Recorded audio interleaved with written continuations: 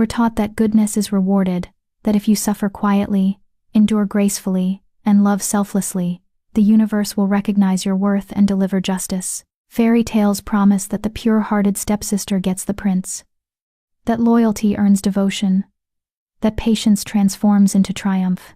But when you stand in a cathedral built from your own sacrifices, watching your twin sister wear the white dress you embroidered with your own bleeding fingers, about to marry the man whose name is carved into your very soul, the man, the moon goddess herself whispered, was yours, you learn something far more venomous than any truth. Goodness doesn't make you worthy, it makes you convenient. And the world will take everything you offer, call it love, and never once question why you're the only one left empty. Chapter 1. The Disposable Daughter. The morning of Celeste's wedding, I woke up tasting copper. Not blood, though I'd bitten through my lip enough times in the past 6 months that the flavor had become familiar. No, this was the metallic tang of swallowed words, of screams that had corroded somewhere between my chest and throat, eating through tissue until silence became another organ inside me. I sat up in the narrow servant's bed they'd moved me to, after the engagement announcement. My old room, the one I'd shared with Celeste since birth, now belonged to her alone. She needed space for all the wedding gifts, Mother had explained, her eyes sliding past me like I was a thumbprint smudge on glass she'd wipe away later.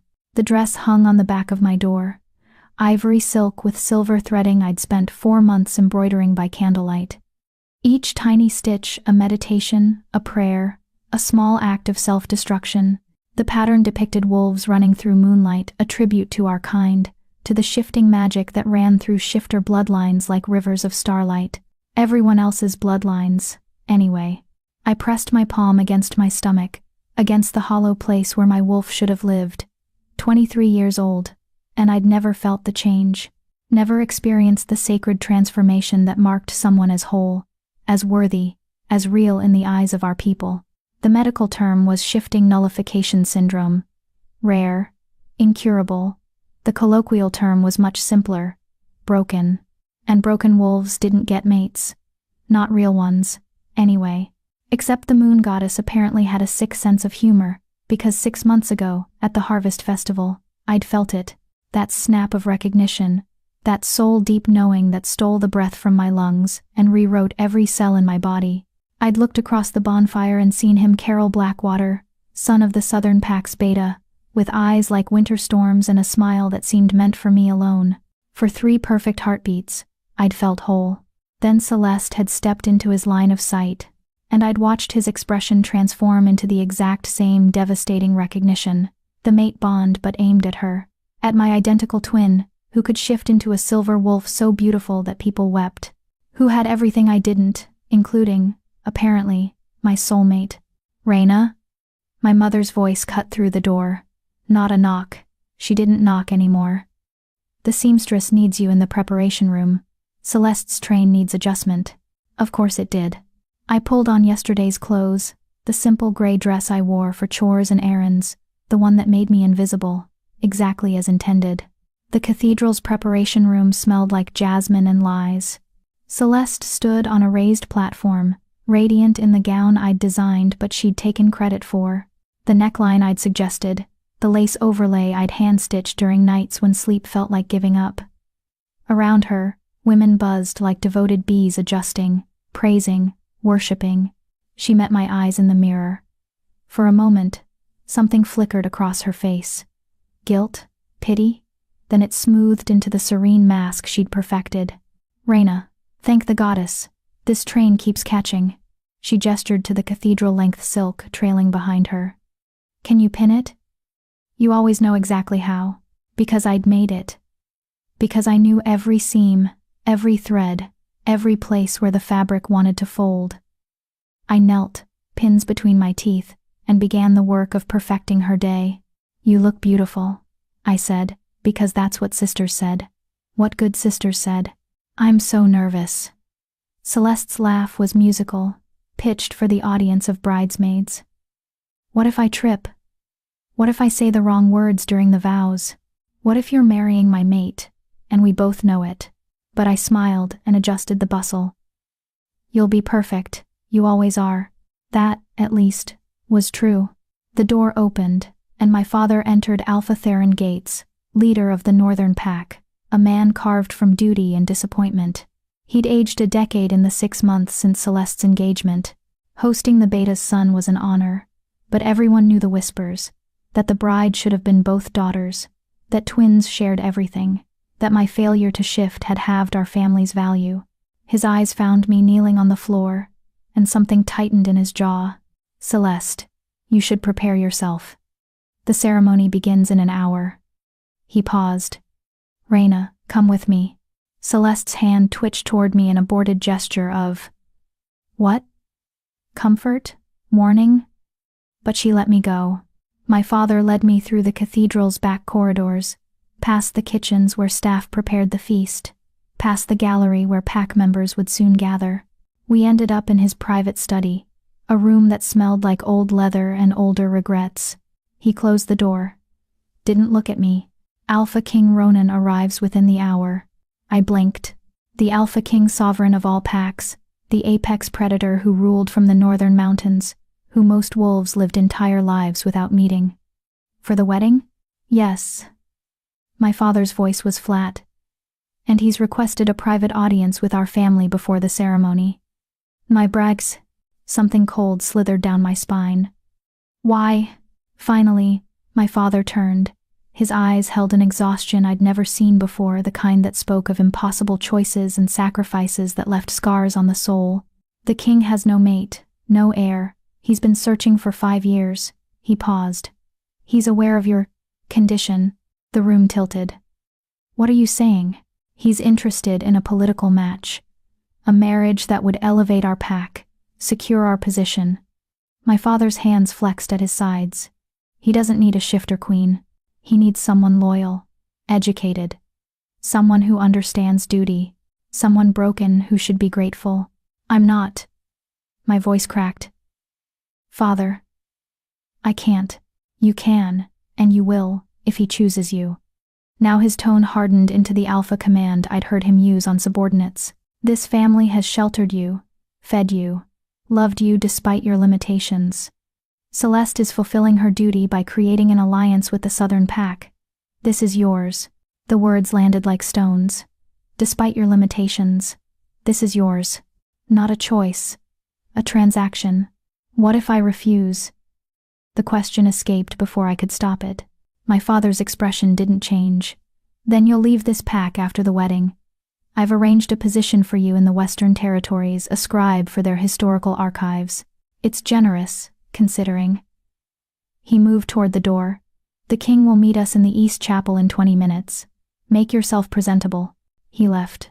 I stood alone in the study, surrounded by the books I'd read as a child, the desk where he'd taught me pack history and politics, the window that looked out onto the training grounds where Celeste had first shifted, and I'd realized I never would. Make yourself presentable. I looked down at my gray dress, at my unmanicured hands, at the body that had betrayed me in every possible way. In an hour, Celeste would marry the man the moon goddess had marked for me, and I would be offered to a king like livestock, valuable only for what political advantages my family name could purchase. The copper taste returned, flooding my mouth. I'd spent my whole life being good, being quiet, being grateful for the scraps of love thrown my way.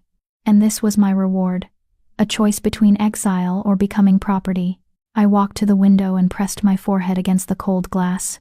Outside, guests were arriving, elegant shifters in formal wear, laughing and embracing, celebrating a love story that had consumed mine like fire-eating paper. Somewhere in the cathedral, Celeste was probably wondering where I'd gone, if I'd finish pinning her dress, if I'd stand beside her during the ceremony and smile while my heart was buried alive. A knock at the door. "Miss Reina?" A servant's voice, apologetic. "The Alpha King has arrived early. Your father requests your immediate presence." I closed my eyes. "Goodness doesn't make you worthy. It makes you convenient." "I'm coming," I said, and I turned away from the window, away from the last shred of choice I might ever have, and walked toward whatever fresh hell was waiting in the East Chapel. Chapter 2. The King's Bargain. The East Chapel was smaller than the main cathedral, an intimate space designed for private ceremonies and confessions. Stained glass windows filtered autumn sunlight into fragments of crimson and gold, painting the stone floor with broken beauty. My father stood near the altar, his posture military straight. Beside him, my mother wrung her hands, her usual composure fractured into something almost human. And between them, commanding the space like gravity itself had shifted to accommodate him, stood Alpha King Ronan. I'd seen paintings, heard descriptions whispered with equal parts reverence and terror. None of it had prepared me for the reality. He was tall, taller than any shifter I'd ever encountered, with shoulders that suggested violence contained rather than absent. His hair was black as midnight water, pulled back from a face that seemed carved by something angry. Sharp cheekbones, a jaw that could cut glass, lips pressed into a line that suggested smiling was a language he'd forgotten. But it was his eyes that stopped my breath. Pale gold, almost colorless, like sunlight through winter ice. Wolf eyes, even in human form. They found me the moment I entered, and I felt the weight of that gaze like a physical thing, assessing, calculating. Not cruel, but not kind either. The look of someone appraising an investment. "Your Majesty," I managed, dropping into the curtsy I'd been taught as a child. "I'm honored." "Don't." His voice was low, textured like smoke over gravel. "I have enough people lying to me today." I froze, halfway through, rising, uncertain. He moved closer, each step deliberate. The scent of him reached me, pine and cold mountain air, something wild that made my hindbrain scream both danger and safety in the same breath. "Look at me." It wasn't a request. I raised my eyes. He studied my face with an intensity that felt invasive, like he was reading a text written on my bones. "You're the broken one." Not a question.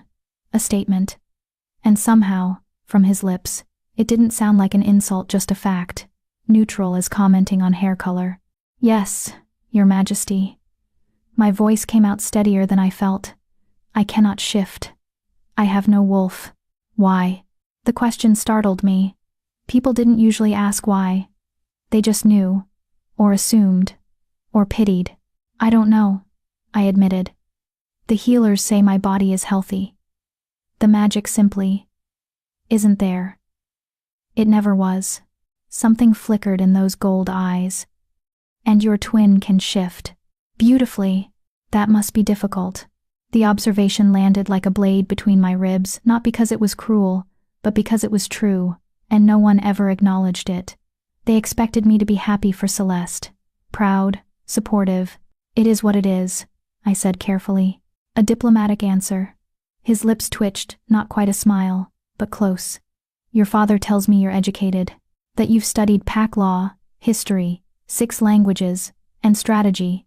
I had more time than most, because I wasn't training with the other young wolves, wasn't learning to hunt or fight or do any of the things that made shifters shifters. Books don't require claws. No, they require something rarer: patience and intelligence. He turned to my father. "Leave us." My mother made a small sound of protest. "Your Majesty, propriety. I'm the king, I am propriety." He didn't raise his voice, but the command in it was absolute. "Go." My parents exchanged a look. My father's hand found my mother's elbow, and they left. The door closed with a finality that made my pulse spike. Alone. I was alone with the most powerful shifter in existence. In a chapel that suddenly felt much smaller, King Ronan walked to one of the stained glass windows, his back to me. "I'm going to be direct, renegades, because I suspect you're tired of people dancing around truth. Yes, Your Majesty. I need a queen.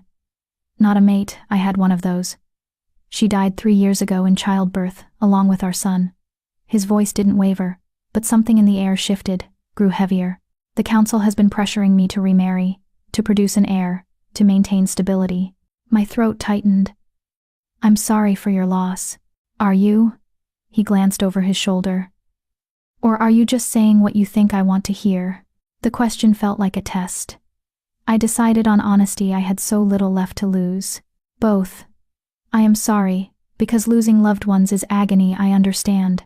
But yes, I'm also saying what seems appropriate, because I've been trained my entire life to smooth social situations and make powerful people comfortable." I paused. "Is that direct enough, Your Majesty?" For the first time, He smiled. It transformed his face from intimidating to something almost human, though no less dangerous. Better. He turned fully toward me. I don't need love, Reina. I had that. It destroyed me when I lost it, and I won't be destroyed again. What I need is a partner. Someone intelligent enough to manage court politics, strategic enough to navigate alliances, and strong enough to endure the scrutiny that comes with being queen, and someone who can't shift. I added quietly. His expression shifted surprise, perhaps, that I'd said it aloud. Yes, he admitted. Someone the council will underestimate. Someone they'll assume is weak, controllable, irrelevant. He moved closer again, and I forced myself not to step back. But you're not weak, are you? You're something far more dangerous. You're adaptable. You've survived in a world that told you you were worthless. And you're still standing. The words burrowed under my skin, finding places that hurt and soothing them with recognition I'd never expected. What exactly are you offering, Your Majesty? A marriage. Political, practical, and permanent. He held my gaze. You would be queen of all packs. You'd have wealth, power, protection. Everything you've been denied because of an accident of biology. And in return, you fulfill the role, attend state functions, produce heirs if possible, though that's not a requirement. His voice dropped. And you give me loyalty. Real loyalty, not the performance of it. I have enough people who bow and scheme. I need someone who will tell me the truth, even when it's uncomfortable. My mind raced. This was everything my father wanted, a strategic alliance, elevation for our pack. But it was also a cage, gilded and vast, but still a cage. Why me? The question escaped. You could have anyone. Someone who can shift, someone beautiful. Your sister is beautiful, he interrupted. She's also marrying someone else in approximately 30 minutes. And beauty is easy to find, Reina. Intelligence combined with desperation is much rarer. The word desperation hung between us, like an accusation. You think I'm desperate. I think you're practical. Your father has given you a choice. Marry me or face exile. He was quite clear about that. King Ronan's expression didn't change. So yes, you're desperate, but so am I. The council grows bolder. There are whispers of challenges to my authority, questions about my fitness to rule without an heir. I need to secure my position, and I need to do it now. He was right. I was desperate, and he was using that desperation like a lever, prying open my options until only one remained. But there was something else in his words. Something underneath the cold strategy. I won't be destroyed again. What happened to your mate? I asked softly. If I may. His jaw tightened. For a moment, I thought he wouldn't answer. Then, she was kind, gentle, everything a Luna should be. His voice went distant. The pregnancy was difficult. The healers said she was too fragile, that carrying a shifter child might kill her. I told her we'd wait, that we'd find another way. He paused. She didn't listen. She thought giving me an heir was more important than her own life. And she was right. In a way, she died doing her duty. The child didn't survive either. The pain in those words was buried deep, compressed under years of control. But I heard it anyway. That's why you don't want love, I said quietly. Because it failed you. Because it's a luxury I can't afford. He met my eyes again. I'm offering you a transaction, Reina. Clean, clear, honest, no false promises of romance. No pretending this is anything other than what it is, a strategic alliance. It should have felt cold, clinical. Instead, it felt like the first honest thing anyone had said to me in months. I need to know something, I said. If I agree, if I marry you, will you expect me to pretend? To play the part of the devoted wife in public? In public, yes, the court needs to see unity. But in private? He tilted his head. I'll expect you to be exactly what you are. No performances, no masks. And if I can't give you an heir? If I'm as broken inside as I am outside? Then we'll address it if needed. There are ways: adoption, designating successors. It's a problem for later, if it's a problem at all. He stepped closer, near enough that I could see the faint scars along his jawline, marks from battles I'd never know. I won't love you, Reyna, but I will respect you, protect you, give you a life where your worth isn't measured by your ability to shift. It was the kindest offer I'd ever received, wrapped in the coldest words. Behind us, bells began to toll the signal that the ceremony would begin soon. Celeste's ceremony, my mate's wedding to my twin. I need an answer, King Ronan said. Now, I thought of Celeste in the dress I'd made, radiant and whole. Of Carol, who'd looked at her with the recognition that was supposed to be mine. Of my father's exhaustion, my mother's disappointment, the servant's bed I'd been relegated to. I thought of exile, a life of solitude in the Western Territories, cataloging other people's histories while having none of my own. And I thought of this man before me, this king who'd loved and lost and built walls so high he'd forgotten what it felt like to be vulnerable, who was offering me not love, but something possibly more valuable, a place where I could exist without apology. I have conditions, I heard myself say. His eyebrows rose fractionally. Bold. You said you needed someone honest, someone who'd tell you uncomfortable truths. I lifted my chin. That starts now. A pause. Then, I'm listening. I want my own space. Rooms that are mine, where I can be alone when I need to be. I was shaking, but I kept going. I want access to the royal archives. Full access, not the public sections. And I want autonomy. I'll fulfill my duties as queen, but I won't be your puppet.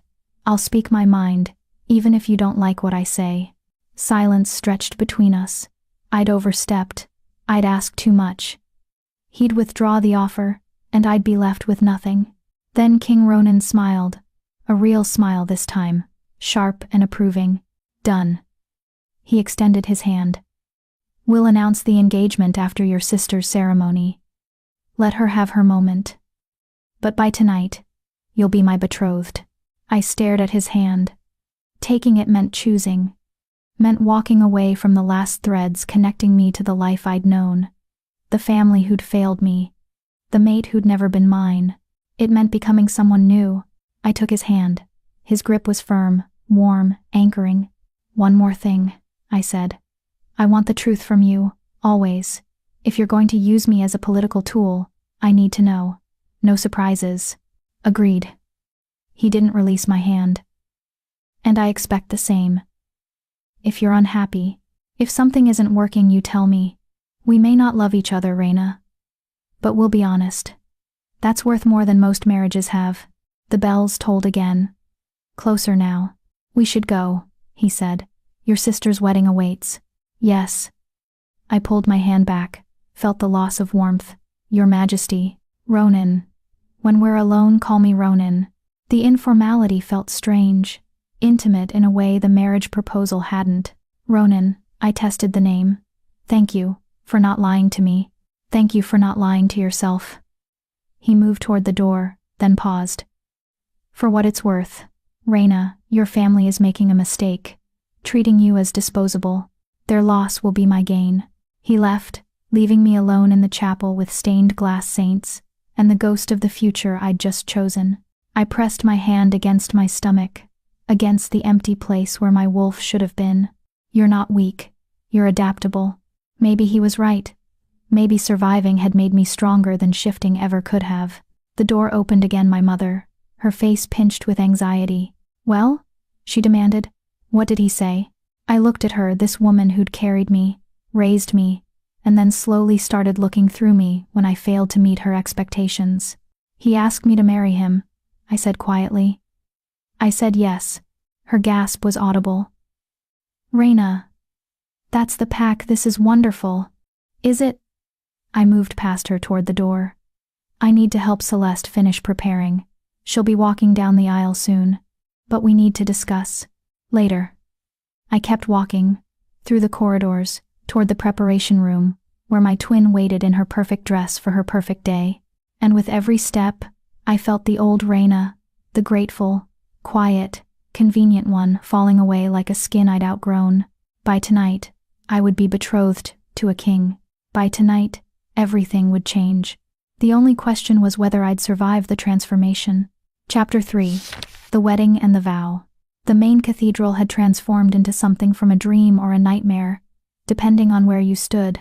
White roses climbed every pillar, their perfume so thick it felt like drowning in sweetness.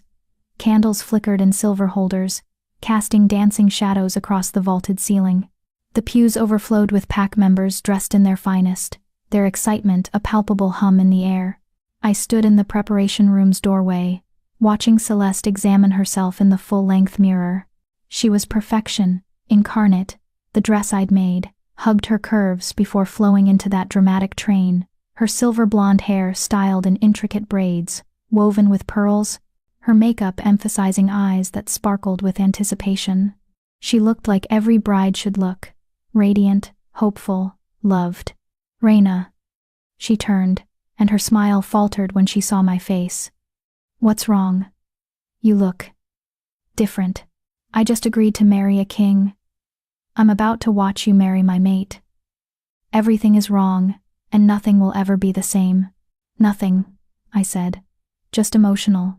It's your wedding day." She crossed to me, took my hands. Her touch was warm, familiar. We'd shared a womb, shared a childhood, shared everything until the day she shifted and I didn't. "I know this is hard for you," she whispered. "With Carol and the mate bond and everything, I never wanted." "Don't." I squeezed her hands, then released them. "This isn't about what you wanted. The moon goddess makes her choices. Who are we to question?" It was the right thing to say, the gracious thing. It tasted like ashes. Celeste's eyes glistened. "You're the best sister anyone could ask for. I don't deserve you." "You're right.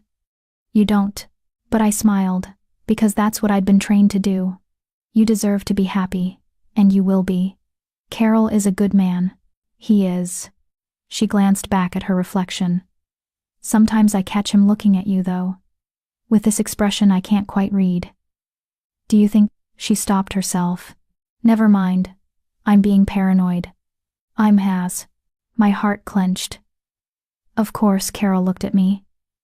The mate bond didn't just disappear because it was inconvenient. It lingered. A phantom limb we'd both learned to ignore.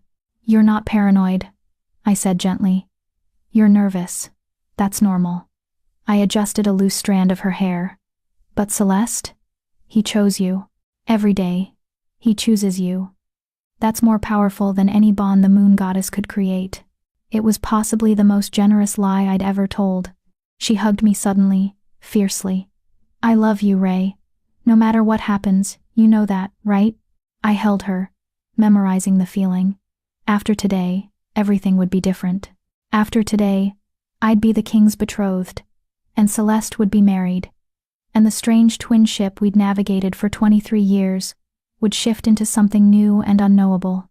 "I love you too," I whispered, and meant it, despite everything. A knock at the door. "Ladies, it's time." The ceremony was beautiful in the way funerals are beautiful, carefully orchestrated, emotionally devastating, and impossible to escape. I stood in the front row beside my mother, watching Celeste glide down the aisle on my father's arm. The congregation stood, murmuring appreciation. Somewhere behind me, I heard whispers. "So beautiful. A perfect match." The goddess truly blessed them. And at the altar, Carol waited. He wore traditional ceremonial robes in deep blue, his dark hair styled back from a face that was almost painfully handsome. But it was his expression that cut me, the way his entire being seemed to orient toward Celeste like a compass finding north, the way his eyes tracked her every step with something that looked dangerously close to worship. He loved her. That was the cruelest part. Not that the bond had snapped to her instead of me, but that real love had grown from it. They weren't just mates, they were in love, and I was happy for them, devastated for myself. Both truths existed simultaneously, shredding me from the inside. Celeste reached the altar. My father lifted her veil, kissed her forehead, then placed her hand in Carol's. For just a moment, less than a heartbeat, Carol's eyes found mine over my sister's shoulder. The mate bond flickered, a ghost of recognition. His expression cracked, just slightly. "I'm sorry," it said. "I'm so sorry." I gave him the smallest nod. "I know. I forgive you." Then he looked back at Celeste, and the moment shattered. The officiant began the ceremony, his voice resonating through the cathedral.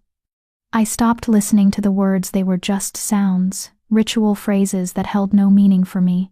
Instead, I let my mind drift, seeking the numbness I'd cultivated over months of watching this day approach. But I couldn't find it. Not today. Because in the back of the cathedral, silent as shadow, stood Alpha King Ronan. He'd changed from the formal traveling clothes he'd worn earlier into ceremonial robes of midnight black and silver thread. Even from this distance, I felt the weight of his presence, the way the room seemed to unconsciously orient around him, the way pack members' attention kept sliding toward him before darting away, too intimidated to stare directly. He was watching me, not the ceremony, not the beautiful bride or the handsome groom.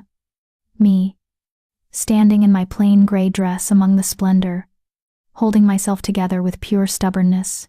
Our eyes met across the crowded cathedral, and something passed between us. Not attraction, I wasn't naive enough to call it that. But recognition, perhaps, an acknowledgement that we'd made our bargain and there was no turning back. He inclined his head, barely perceptible. I returned the gesture. A contract, sealed in silent understanding.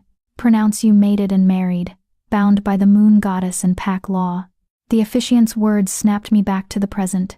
Carol cupped Celeste's face and kissed her tender, loving, everything a first kiss between mates should be. The congregation erupted in applause and cheers.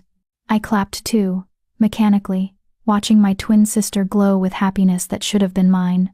It's done, I thought. Finally. It's done. But I was wrong. The worst part wasn't the ceremony. It was what came after. The reception filled the pack's great hall, a massive space decorated with yet more flowers, glittering with candlelight and laughter. Long tables groaned under elaborate dishes, musicians played traditional mating songs, and shifters danced with the uninhibited joy of people celebrating love. I found a corner table and made myself small, nursing a glass of wine I had no intention of finishing. From here, I could watch without participating my preferred mode of existence. Celeste and Carol moved through the crowd like the sun and moon, radiant and perfectly matched. She laughed at something he whispered in her ear, and he spun her into an impromptu dance, and everyone watched them with the kind of adoration reserved for fairy tales come to life. They're quite the couple. I startled. King Ronan had appeared beside me without sound, holding 2 glasses of champagne. He offered one. Your Majesty, I accepted the glass. I didn't realize you'd be staying for the reception. Ronan, he corrected, his voice low enough that only I could hear. And I'm staying because we have an announcement to make. He glanced at the happy couple. Though perhaps we should wait until they've had their first dance. No need to completely eclipse their moment. Guilt flickered. This will destroy her happiness. Will it? He sipped his champagne. Your sister is marrying her mate. She'll be thrilled for you, or she should be, if she's half as loving as everyone claims. I thought of Celeste's earlier words. I know this is hard for you. She knew. On some level, she'd always known what this cost me. She'll worry, I said instead. She'll think I'm being forced. Are you? The question hung between us. I looked up at him. This king who'd offered me escape, wrapped in chains, freedom bound by duty. I don't know, I admitted. Does it count as force if the alternative is exile? If staying means watching my mate live happily with my sister while I grow old in the room they relegated me to? No. His gold eyes were steady. That's not force, that's survival, and there's no shame in choosing to survive. The words settled something inside me, some frantic, guilty thing that had been screaming since I'd accepted his proposal. Thank you, I said quietly. For what? For not pretending this is something it's not. For not trying to convince me I should be grateful, or honored, or you should be neither. He set down his glass. I'm asking you to do something incredibly difficult. Marry a stranger, become queen, leave everything you've known. The fact that you're willing to try speaks to your strength, not my generosity. Before I could respond, my father's voice boomed across the hall. Distinguished guests, family and friends. Alpha Theron stood at the head table, glass raised. If I could have your attention for a moment. The music faded, conversations quieted. Every face turned toward my father. This was it. The announcement. My hands began to shake. I set down the champagne before I could drop it. Ronan's hand found the small of my back, barely touching, just enough to ground me. "Breathe," he murmured. "You've survived worse than this." Had I? I genuinely didn't know. "Today, we celebrate the union of my daughter Celeste and Carol Blackwater," my father continued, his alpha voice carrying to every corner. "But we have another joyous announcement to make." Celeste looked confused, glancing at Carol, who shrugged. My father's eyes found mine across the crowd. For just a moment, something soft crossed his face. Pride, perhaps. Or sadness. Or both. "My other daughter, Reyna, has also been blessed by fortune." He gestured toward where Ronan and I stood. "Alpha King Ronan has honored our pack, honored our family by requesting Reyna's hand in marriage." Silence crashed over the hall like a physical thing. Every head swiveled. Every eye found me, standing in my gray dress next to the king in his midnight robes. I watched the emotions ripple through the crowd. Shock, disbelief, calculation. Someone whispered, "The broken one?" Another voice hissed, "She can't even shift." But Ronan stepped forward, drawing attention like gravity, and the whispers died. "I've chosen Reyna Gates as my queen," he said, his voice carrying the absolute authority of someone who'd never been questioned. "She possesses the intelligence, strength, and character required for the role. Any who doubt my choice, doubt my judgment, and I trust that won't be an issue." The threat underlying those words was silk-wrapped but unmistakable. "Furthermore," Ronan continued, "she's accepted my proposal of her own free will. I want that explicitly clear. This is her choice, not her father's command or my coercion. Reyna," he extended his hand toward me. Every eye in the hall locked onto that outstretched hand. An invitation, a test, a public declaration. I could refuse. Even now, I could walk away, accept exile, disappear into obscurity, or I could step forward into a life I'd never imagined, beside a man I didn't love, into a role I'd never prepared for. I thought of Celeste in her wedding dress, radiant and whole. I thought of Carol's apologetic eyes. I thought of my mother's disappointment and my father's exhaustion and the servant's bed I'd been sleeping in for 6 months. And I thought of Ronan's words. "You're not weak. You're adaptable." I took his hand. The crowd gasped, whether in approval or horror, I couldn't tell. But Ronan pulled me closer, his grip steady, anchoring. "To new beginnings," he said, loud enough for everyone to hear. Then, softer, just for me. "You did well." The hall erupted, some in applause, others in frantic whispers. My father was beaming with political triumph. My mother looked torn between joy and concern. And Celeste. She'd gone pale, her hand clutching Carol's arm. Our eyes met across the crowd, and in her expression, I saw a dozen emotions. Surprise, confusion, guilt, and something that might have been relief. Now she doesn't have to worry about me, I realized. Now I have my own future. She mouthed something that looked like, "Are you sure?" I nodded once. "Yes, I'm sure." It was possibly the first time I'd been sure of anything in years. Carol leaned down, whispered something to Celeste. She nodded, and together they crossed the hall toward us, the married couple approaching the newly betrothed, a symmetry that would have been poetic if it weren't so painful. "Congratulations," Carol said, his voice strained but genuine. He extended his hand to Ronan, who shook it with the easy authority of someone who feared nothing. "And to you both," Ronan replied smoothly. "May your union bring strength to your packs."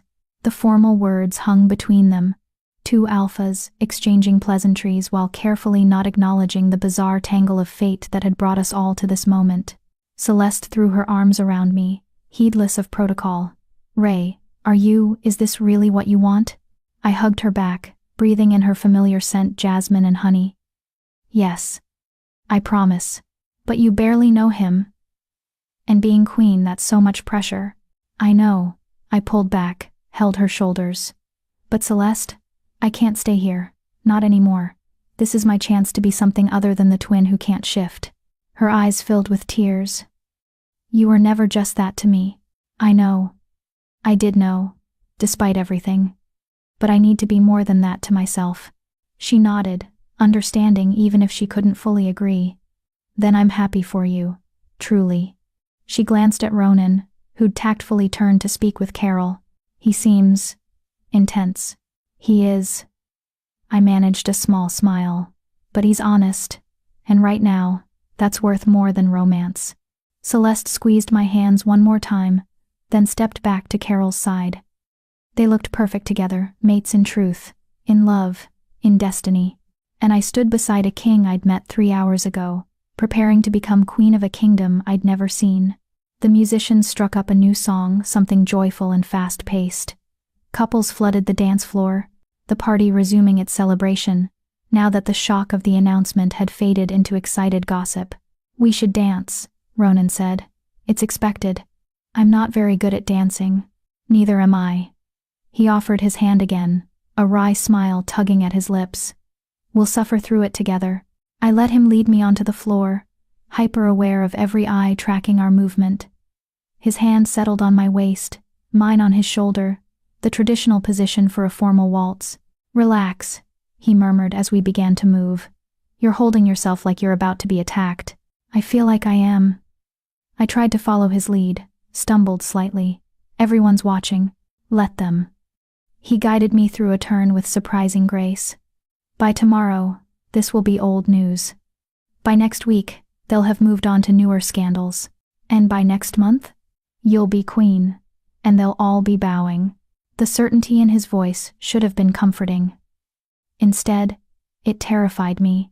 We danced in silence for several measures, him leading with efficient competence, me trying not to step on his feet. Around us, other couples spun and laughed, lost in their own joy. "Raina," Ronan said quietly, "I want you to understand something." I looked up at him, at those winter gold eyes. I meant what I said earlier. About honesty, about respect. This arrangement, it's not traditional, and it won't be easy. But I will keep my promises to you." He paused. "All of them." Something in his tone made my breath catch. "Even the ones about autonomy, about letting me speak my mind? Especially those." His hand tightened fractionally at my waist. "I've had enough yes-men and sycophants to last several lifetimes. What I need is someone who'll tell me when I'm being an idiot." Despite everything, the shock, the fear, the strangeness of this entire day, I laughed. Actually laughed. "Then you've chosen correctly, Your Majesty. I have extensive experience calling out idiocy." His smile was real this time, reaching his eyes. "Good. I look forward to it." The song ended. We stepped apart, maintaining proper distance. But something had shifted. Some invisible wall had developed a crack, letting in the smallest sliver of possibility. Maybe this wouldn't be completely terrible. Maybe we could build something functional from the ruins of our separate devastations. Maybe. "Ray." I turned to find my younger cousin Mira pushing through the crowd, her face flushed with excitement. "Is it true? You're really marrying the Alpha King?" "Yes." The word still felt surreal. "That's incredible. When's the wedding? Where will you live? Will you come back to visit?" The questions tumbled out faster than I could process. Ronan cleared his throat gently. "Perhaps we should discuss details somewhere more private." "Raina?" He was offering me an escape from the overwhelming attention, the probing questions, the weight of expectations I couldn't yet carry. I took it. "Excuse me, Mira. We need to discuss arrangements." I let Ronan guide me toward a side door, away from the noise and eyes and suffocating celebration. We ended up in one of the smaller drawing rooms, a space usually reserved for private pack meetings. The noise from the reception faded to a dull roar behind thick oak doors. I sagged against a chair, suddenly exhausted. "How long until we can leave? Eager to escape? You have no idea." He crossed to a side table, poured 2 glasses of water from a crystal pitcher. "Actually, I have a very clear idea. Court functions are exhausting, weddings especially so." I accepted the water gratefully. When does this happen? The actual wedding?" 3 weeks. He leaned against the table, studying me. "My council will expect a full state ceremony. Tedious, but necessary. Until then, you'll need to come to the capital, familiarize yourself with the palace, meet the key players. 3 weeks. 21 days to transform from disposable daughter to queen. That's not much time. No, but you're intelligent and adaptable, you'll manage. He paused. We'll leave tomorrow morning. Your father has already agreed to the timeline. Of course he has. Bitterness leaked into my voice. Raina, Ronan set down his glass. I want you to understand something else. Your father, he made a tactical decision, yes, but I don't think he realized what he was offering me. You're far more valuable than he knows. Because I'm educated? Because you survived. He held my gaze. Most people in your position would have become bitter, cruel, self-destructive. But you learned languages and strategy. You studied. You made yourself indispensable in the ways you could. That takes a specific kind of strength. The recognition in his words cracked something inside me, some wall I'd built to protect myself from hope. I wanted to be ready, I admitted quietly. For whatever came next, I just never imagined it would be this. Neither did I. Something flickered across his face, grief maybe, or memory. But here we are, I echoed. Outside, music swelled another dance, another celebration of love and mates and destiny. But in this quiet room, I stood across from a king who'd offered me truth instead of romance, respect instead of passion, and somehow, that felt like more than I'd ever hoped for. We should return, Ronan said finally. Before your absence is noted. Yes, but I didn't move. Ronan? Yes? Thank you, for not making me feel like a transaction, even though that's what this is. His expression softened, just slightly. We're both transactions, Raina. The difference is, we're honest about it. He offered his arm, formal, proper, exactly what a king should do for his future queen. I took it, and together, we walked back into the celebration, into the noise and eyes and future we'd chosen. Tomorrow, everything would change. Tonight, I'd survive one more hour of being Celeste's shadow. But after tonight, I'd step into the light as someone new, someone who'd chosen herself, even if that choice looked like surrender to everyone else. Chapter 4. The Journey North. Dawn arrived too quickly and not quickly enough.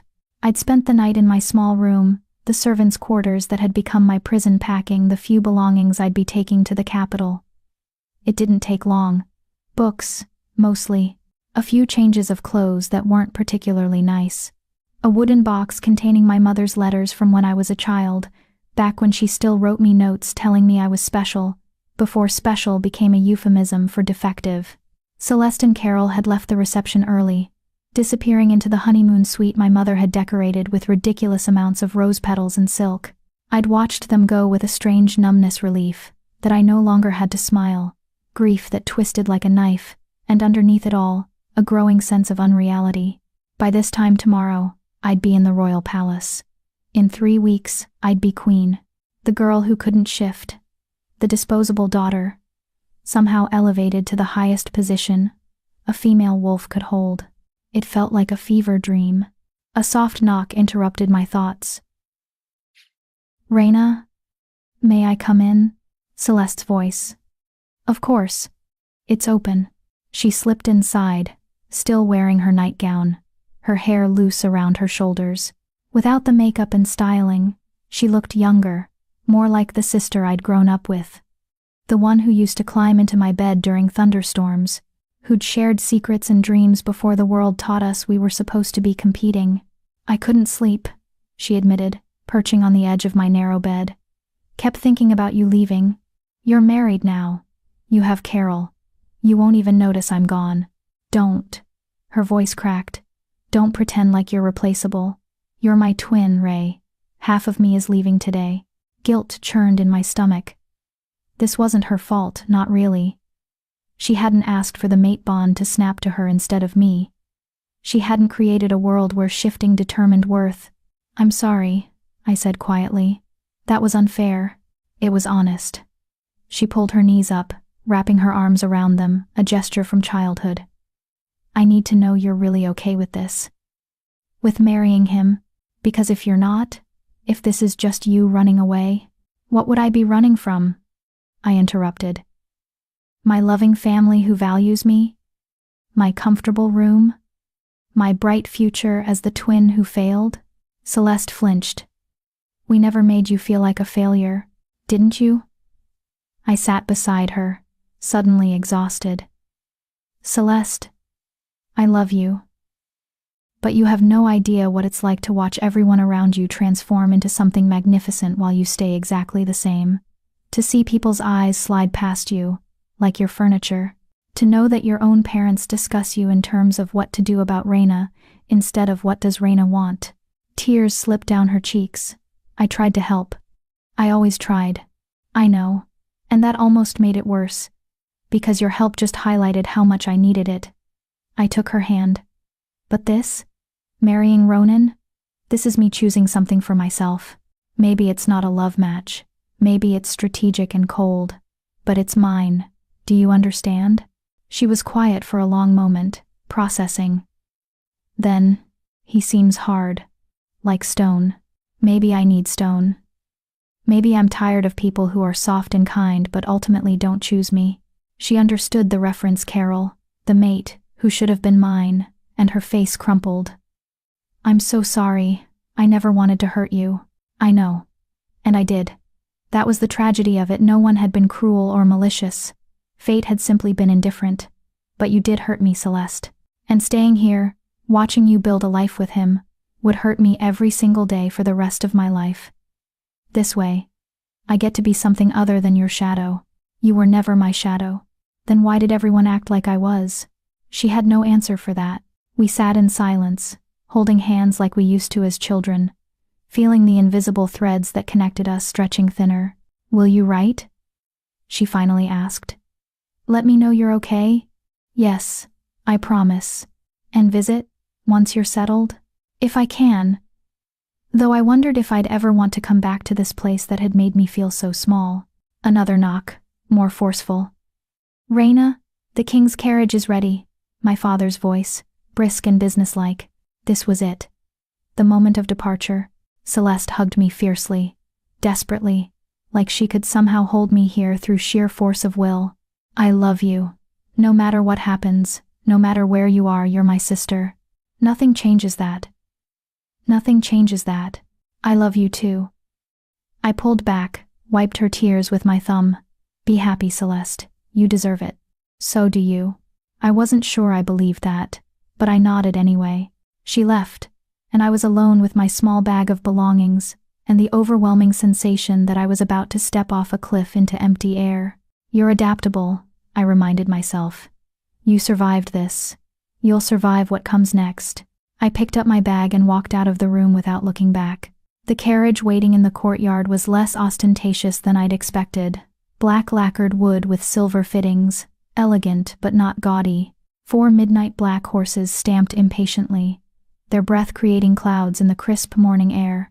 My family had gathered to see me off, my father looking pleased with himself, my mother dabbing her eyes with a handkerchief, various aunts and uncles and cousins forming a small crowd. The entire pack, it seemed, wanted to witness the departure of the girl who'd somehow caught a king. Ronan stood beside the carriage door, dressed in traveling clothes of deep gray and black. Without the ceremonial robes, he looked less intimidating, more human, though the authority radiating from him never diminished. His eyes found mine, and something in them gentled. Ready? As I'll ever be. He took my bag, handed it to a servant, who loaded it with practiced efficiency. Then he offered his hand to help me into the carriage. I paused at the threshold, turned back to my family. My father stepped forward. Reina, you've brought great honor to this pack. I'm proud of you. Now he was proud. Not when I'd learned 6 languages, not when I'd studied pack law until I could recite it backwards, not when I'd survived 23 years of being told I was broken. Now, when I was leaving, when I'd become valuable through marriage. Thank you, Father, I said, because what else could I say? My mother rushed forward, pulled me into a perfumed embrace. Write often, take care of yourself. And Reina? She pulled back, held my face between her hands. Try to be happy, please. The plea in her voice surprised me. Maybe she did care, in her own limited way. I will, I promised. though neither of us knew if I could keep it. Celeste and Carol had appeared at the edge of the crowd. She raised her hand in farewell, her face still blotchy from crying. Carol stood behind her, his expression unreadable, but when our eyes met, that phantom mate bond flickered one last time. "Goodbye," it whispered. "I'm sorry." "Goodbye." I nodded. Once acknowledgement, forgiveness, release, and climbed into the carriage. Ronan followed, settling onto the seat across from me. The door closed with a definitive click. A moment later, the carriage lurched into motion. I watched through the window as my family, my pack, my entire past life grew smaller and smaller until the estate disappeared around a bend in the road, and there was nothing but forest and future. "All right?" Ronan asked quietly. I turned away from the window. "Ask me in 3 weeks." A slight smile tugged at his lips. "Fair enough." The carriage's interior was comfortable, velvet cushions, small lanterns that swayed gently with the movement, a warm blanket folded in the corner. Across from me, Ronan produced a leather-bound book from somewhere and began reading, apparently content with silence. I appreciated that. After the emotional intensity of the morning, the wedding, the announcement, I needed quiet to process everything. We traveled for perhaps an hour before curiosity overcame my exhaustion. "How long is the journey?" He looked up from his book. 3 days by carriage, 2 if we pushed, but there's no need to make you uncomfortable. 3 days trapped in a confined space with a man I barely knew. 3 days to figure out how to navigate this strange new dynamic. "Tell me about the palace," I said. "What should I expect?" He set down the book, giving me his full attention. "It's large. Overwhelming, probably, the first time you see it. Built into the mountain itself, with sections dating back 1,000 years.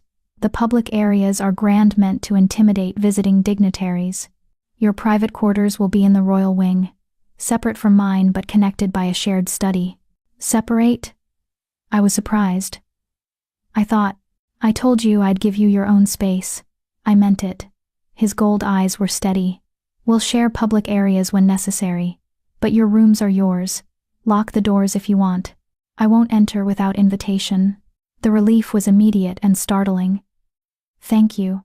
Don't thank me for basic respect." He leaned back, studying me. "The palace staff will be curious. Some will be welcoming, others wary. You're young, you can't shift, and you're marrying a king who's been notoriously solitary since his mate died. They won't know what to make of you." Should I be worried? No. Wary, perhaps. The head housekeeper, Margaret, is loyal and efficient. I've already instructed her to help you acclimate. But the court, that's more complicated. How complicated? He was quiet for a moment, choosing his words carefully. "The council believes I chose you because you're controllable. Weak. They think this is a political marriage where I'll maintain all the power, and you'll be decorative." Anger sparked. "And what do you think?" "I think they're fools." He said it matter-of-factly. "But their foolishness works in our favor. Let them underestimate you. Learn the palace, learn the players, learn the politics.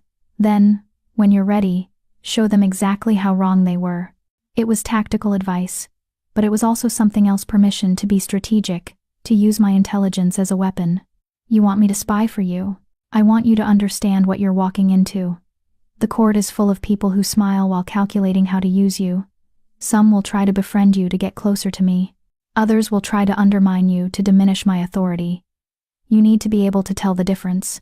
And trust no one. Trust yourself. Trust me, eventually, if I earn it. Everyone else?" He shrugged. "Proceed with caution." It should have been paranoid, this worldview. Instead, it felt realistic. Honest, in a way most people weren't. "What about your council?" I asked. "Will they try to prevent the marriage?" "They wouldn't dare. I'm still the Alpha King, my word is law. But they'll make their displeasure known through smaller acts of resistance. Delayed responses to your requests, subtle disrespect, testing boundaries to see what you'll tolerate." "And what should I tolerate?" His smile was sharp. "Nothing. You're going to be their queen. Command them accordingly." The idea was terrifying and thrilling in equal measure. Me, commanding ancient counselors who'd served kings for decades. Me, wielding authority I'd never imagined possessing. I don't know how to do that, I admitted. How to command. How to be queenly. You'll learn. And Reyna? He leaned forward slightly. You have something most royals lack. You've lived without power. You know what it's like to be dismissed, overlooked, underestimated. That gives you perspective. Use it. The carriage hit a rough patch of road, jostling us. Outside, the forest had grown denser, older trees with thick canopies that filtered the morning light into green-gold shadows. Can I ask you something? I said. About your mate. Your late mate. His expression shuddered, but he nodded. Yes. Did you love her? I mean, I know you said you did, but was it the mate bond? Or something more? He was quiet for so long I thought he wouldn't answer. Then, both. The bond was instant. Yes, that soul-deep recognition you felt with Carol. But love? He looked out the window. That grew over time. Julie was patient with me, gentle when I was hard, hopeful when I was cynical. She believed I could be better than I was, and somehow, around her, I tried to be. The past tense, the grief buried under carefully controlled words, it was devastatingly human. I'm sorry, I said softly. For your loss. For what you went through. It was 3 years ago. I've learned to function around the absence. He met my eyes again. But that's why I can't do this again, Reyna. Can't let someone in that way. The bond makes you vulnerable, and vulnerability is dangerous for a king. When Julie died, I nearly abdicated, nearly walked away from everything because the pain was too much to bear and still lead. But you didn't walk away. No, because that would have dishonored her sacrifice. She died trying to give me an heir, trying to secure my throne. The least I could do was keep it. His jaw tightened. So I built walls, made myself stone. As your sister said, it's the only way I know to survive. Understanding settled over me. We were both survivors, both people who'd learned to function despite devastating loss. His walls and my adaptability, different armor for the same wound. I won't try to break down your walls, I said, if that's what you're worried about. I'm not worried. I'm being clear about what this is. He paused. But Reyna? If you need to talk, if you need anything, I may not be able to give you romantic love, but I can give you honesty, partnership, respect. That has to be enough. It is enough. And, strangely, I meant it. I spent my whole life waiting for someone to choose me because of the mate bond. Maybe it's better this way, chosen for my mind instead of fate's caprice. Perhaps. He picked up his book again. We'll find out. We stopped for lunch at a small inn, a rustic place that served simple food and asked no questions. Ronan had arranged for a private room, sparing us the curious stares and whispered gossip that would have erupted if people realized the Alpha King was traveling with his future queen. I picked at bread and cheese, my appetite minimal. Across the table, Ronan ate with efficient focus, clearly used to taking fuel where he could get it. You need to eat, he observed. It's a long journey, and you barely touched breakfast. I'm not hungry. Nerves? Mostly. I tore off a piece of bread, forced myself to chew. Everything's happening so fast. Yesterday morning, I was pinning my sister's wedding dress. Now I'm here, with you, traveling to become queen. It doesn't feel real. It rarely does. The first time I wore the crown after my father's death, I kept waiting for someone to tell me it was a mistake, that I was too young, too unprepared. He sipped his water. No one did, of course. They just expected me to know what to do. Did you? Not even slightly. I made mistakes. Still do. His expression turned wry. Kingship isn't something you master. It's something you survive while trying not to cause too much damage. The admission was surprisingly vulnerable. You're trying to make me feel better. I'm trying to be honest. You asked for that, remember? I did. I managed another bite of bread. It's strange, though. You barely know me, and yet you're sharing things that feel personal. You're going to be my wife, my queen. If we can't be honest with each other, this arrangement becomes another game of politics and pretense. I have enough of that with everyone else. He was right, and if this was going to work, If we were going to build something functional from this strange foundation, we needed to start with truth. Then can I ask something else? I said. Something that might be uncomfortable? Always. Why haven't you taken another mate? Someone the bond could snap to? It's been 3 years, surely the moon goddess would offer you another chance. His expression hardened. Because I don't want another chance.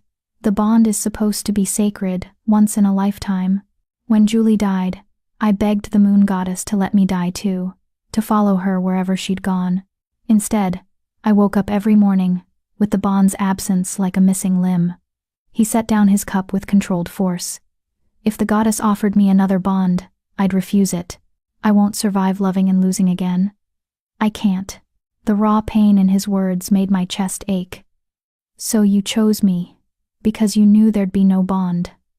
No risk of that kind of loss. Yes. No apology, no softening. I chose you because you're intelligent and capable. Yes. But also because the moon goddess would never bond us, you can't shift. And I'm finished with that particular gift. We're safe from each other, Reina. We can build something practical without the risk of devastation. It should have hurt, being chosen specifically because he'd never love me. Instead, it felt like clarity. Like understanding the rules of a game before playing it. Safe from each other, I repeated quietly. I suppose there are worse foundations for a marriage. Much worse. He stood, offering his hand. Come, we should keep moving if we want to reach the way station before dark. I took his hand, this was becoming habit, this gesture of formal courtesy, and let him guide me back to the carriage. As we settled in for the afternoon's travel, I found myself studying him. This king, who'd loved deeply and lost catastrophically, who'd built walls so high he'd forgotten what it felt like to be vulnerable, who'd chosen me precisely because I was safe, no mate bond, no risk, no threat to the careful control he'd constructed. We were both broken, in our own ways, but maybe broken things could still be useful. Maybe we could build something functional from our collective damage. Outside the carriage window, the landscape shifted, fewer farms, more wilderness, the forest growing darker and older as we traveled north toward the mountains, toward the palace, toward whatever future we'd create together. I closed my eyes and tried to imagine it, me, as queen, commanding councils, navigating politics, standing beside a king who'd promised me respect but not love. It should have terrified me. Instead, for the first time in months, I felt something almost like hope. We reached the way station just as twilight painted the sky in shades of violet and gold. It was a fortified inn designed for high-ranking travelers, with guards and private suites, and the kind of security that discouraged questions. Ronan had arranged for adjoining rooms, separate spaces connected by a shared sitting area. True to his word about giving me privacy, about honoring boundaries, a servant had already unpacked my meager belongings. My few dresses hung in a massive wardrobe, looking lost. My books sat on a bedside table next to fresh flowers someone had arranged. It was the nicest room I'd ever slept in, and I felt like an imposter. A knock at the connecting door. Reina, may I come in? Yes. Ronan entered, changed from traveling clothes into something more casual, a simple shirt and trousers that made him look younger, less intimidating. He carried 2 glasses of wine. You look overwhelmed, he observed, offering me a glass. Your powers of observation are astounding, I said dryly, then winced. Sorry. That was honest? He smiled. Good. I meant what I said about wanting you to speak your mind. I accepted the wine, sank into a plush chair by the window. Outside, stars were beginning to appear, brighter here than in the packlands I'd left behind. Ronan settled into the opposite chair, comfortable with the silence. We sat like that for several minutes, 2 strangers who'd agreed to marry, sipping wine and watching darkness claim the world. Tomorrow night, we'll reach the palace, he finally said. There will be a formal reception, nothing as elaborate as your sister's wedding, but still public. The council will want to meet you, assess you. It will be difficult. I assumed it would be. I'll be there the entire time. If anyone crosses a line, if you need extraction, just say the word, and I'll end it. The protective offer surprised me. Why? Because you're mine now. He said it simply, as a fact, not in a possessive way, but in a responsibility way. You agreed to this arrangement, and that means I protect you from the wolves, metaphorical and literal. You're mine now." The words settled over me like a cloak, heavy but not unwelcome. "Thank you," I said softly. "That means more than you know." We lapsed back into silence, but it felt different now. Companionable, almost, like we were beginning to find a rhythm, an understanding of how to exist in each other's space. Eventually, exhaustion pulled at me. I set down my empty glass. I should sleep. Long day tomorrow. Yes. He stood, moved toward the connecting door, then paused. "Raina, you did well today. Leaving your family, facing this journey, I know it wasn't easy. Neither was proposing to a stranger and making her your queen." His smile was brief but genuine. "No, it wasn't. But I think we'll manage." "Why?" "Because we're both survivors. And survivors find a way." He closed the door between our rooms, leaving me alone with the too large wardrobe, the too nice flowers, and the strange, terrifying hope that maybe, just maybe, I'd made the right choice. I changed into a nightgown, climbed into the massive bed, and stared at the ceiling. Tomorrow, I'd meet the court. Tomorrow, I'd begin transforming into whatever a queen was supposed to be.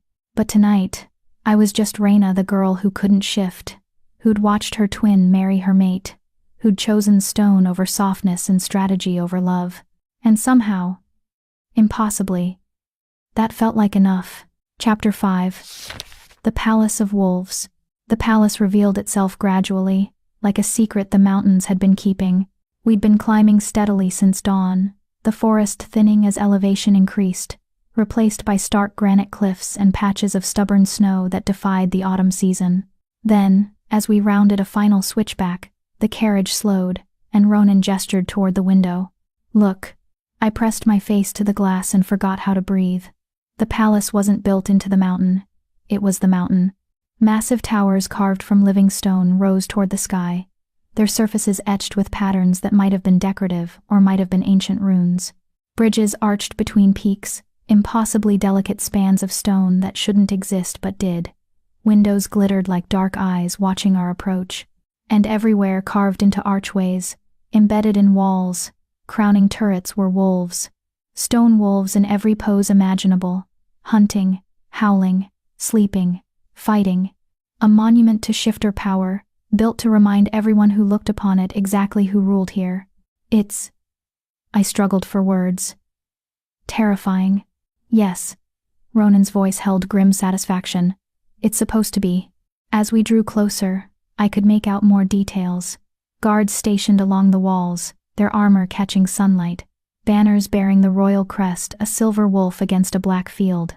And people, dozens of them, gathered at the main gates like they'd been waiting. My stomach dropped. "Is that the reception you mentioned?" "No, that's tonight. This is just the staff, curious to see their new queen." He studied my expression. "You don't have to smile or wave. You can be yourself. And if myself is terrified, then you're honest." He leaned forward slightly. "Raina, listen to me. These people have seen kings and queens come and go for centuries. They've witnessed power struggles, assassinations, madness, and brilliance. They don't expect perfection. They expect strength, and you've already proven you have that. By agreeing to marry you, by surviving everything that led you here." The carriage passed through the gates, massive iron things that groaned as they swung open and into a courtyard so vast it could have held my entire Pax estate 3 times over. The assembled crowd parted like water, creating a path to the main entrance where an elderly woman in severe black clothing waited, her spine straight as a sword. The carriage stopped. Ronan exited first, then offered his hand. I took it and stepped into my new life. The crowd's reaction was immediate, a collective inhale, followed by whispers that spread like wildfire. I caught fragments. "So young. Can't even shift, did you hear? Pretty enough, I suppose. King's lost his mind." Ronan's hand tightened on mine, a brief pressure of warning or support, I couldn't tell which. Then he raised his voice, and it carried across the courtyard with absolute authority. "This is Raina Gates, my betrothed. In 3 weeks, She will be your queen. You will treat her with the respect that position demands, or you will answer to me personally. Am I understood? Silence crashed over the courtyard. Every head bowed in unison, not warmth, not welcome, but obedience born from fear. It would have to be enough. The elderly woman approached, her movements crisp, despite what must have been significant age.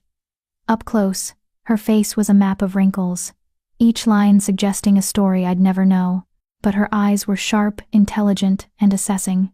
Your Majesty. She curtsied to Ronan with practiced efficiency, then turned that sharp gaze on me. Miss Gates. I'm Margaret, head of the household staff. Welcome to Stonehaven Palace. Thank you. My voice came out steadier than I felt. I've prepared the Queen's suite as instructed. If you'll follow me, I'll show you to your quarters so you can rest before tonight's reception. She glanced at Ronan. Your Majesty, the Council has requested an immediate audience. Something about the northern border disputes. Ronan's jaw tightened. Of course they have. He turned to me. Go with Margaret. Settle in. I'll find you before the reception to brief you on who's who. He was leaving me, already. I'd known this would happen, known we'd have separate responsibilities, but the reality of facing this massive, intimidating palace alone made my chest constrict. As if sensing my panic, he leaned closer and lowered his voice. You survived your family. You'll survive this. And Reyna? Margaret is trustworthy. Listen to her. Then he was striding away, his presence commanding attention even in departure, leaving me with the severe housekeeper and several hundred curious eyes.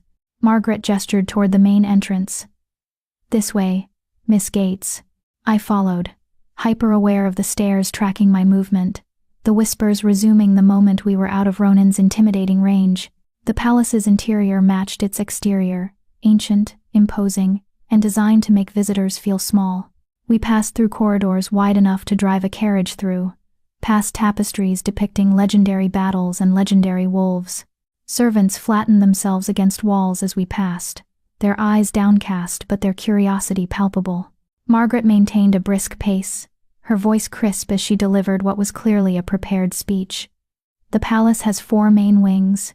East wing houses the staff quarters and kitchens. West wing contains guest suites and the lesser council chambers. South wing is public throne room, great hall, reception spaces. North wing is private, the royal family's personal quarters. We climbed a spiral staircase carved from the mountain itself, each step worn smooth by centuries of feet. The king's suite is at the far end of the north wing, Margaret continued. The queen's suite connects to it through a shared study, as His Majesty requested. You'll have complete privacy, your own bedroom, bathing chamber, sitting room, and a small library I've stocked with texts on palace protocol and pack history. Thank you, I managed. That's very thoughtful. It's practical. She glanced back at me, and something in her severe expression softened fractionally. You'll need to learn quickly, Miss Gates. The court won't make allowances for ignorance, no matter how new you are. We reached the top of the stairs, and entered a corridor, lined with portraits, former kings and queens, their painted eyes following our progress. At the end, massive oak doors carved with running wolves stood slightly ajar. Margaret pushed them open. The Queen's suite. I stepped inside and lost my breath for the second time that day. Calling it a suite was like calling the ocean damp.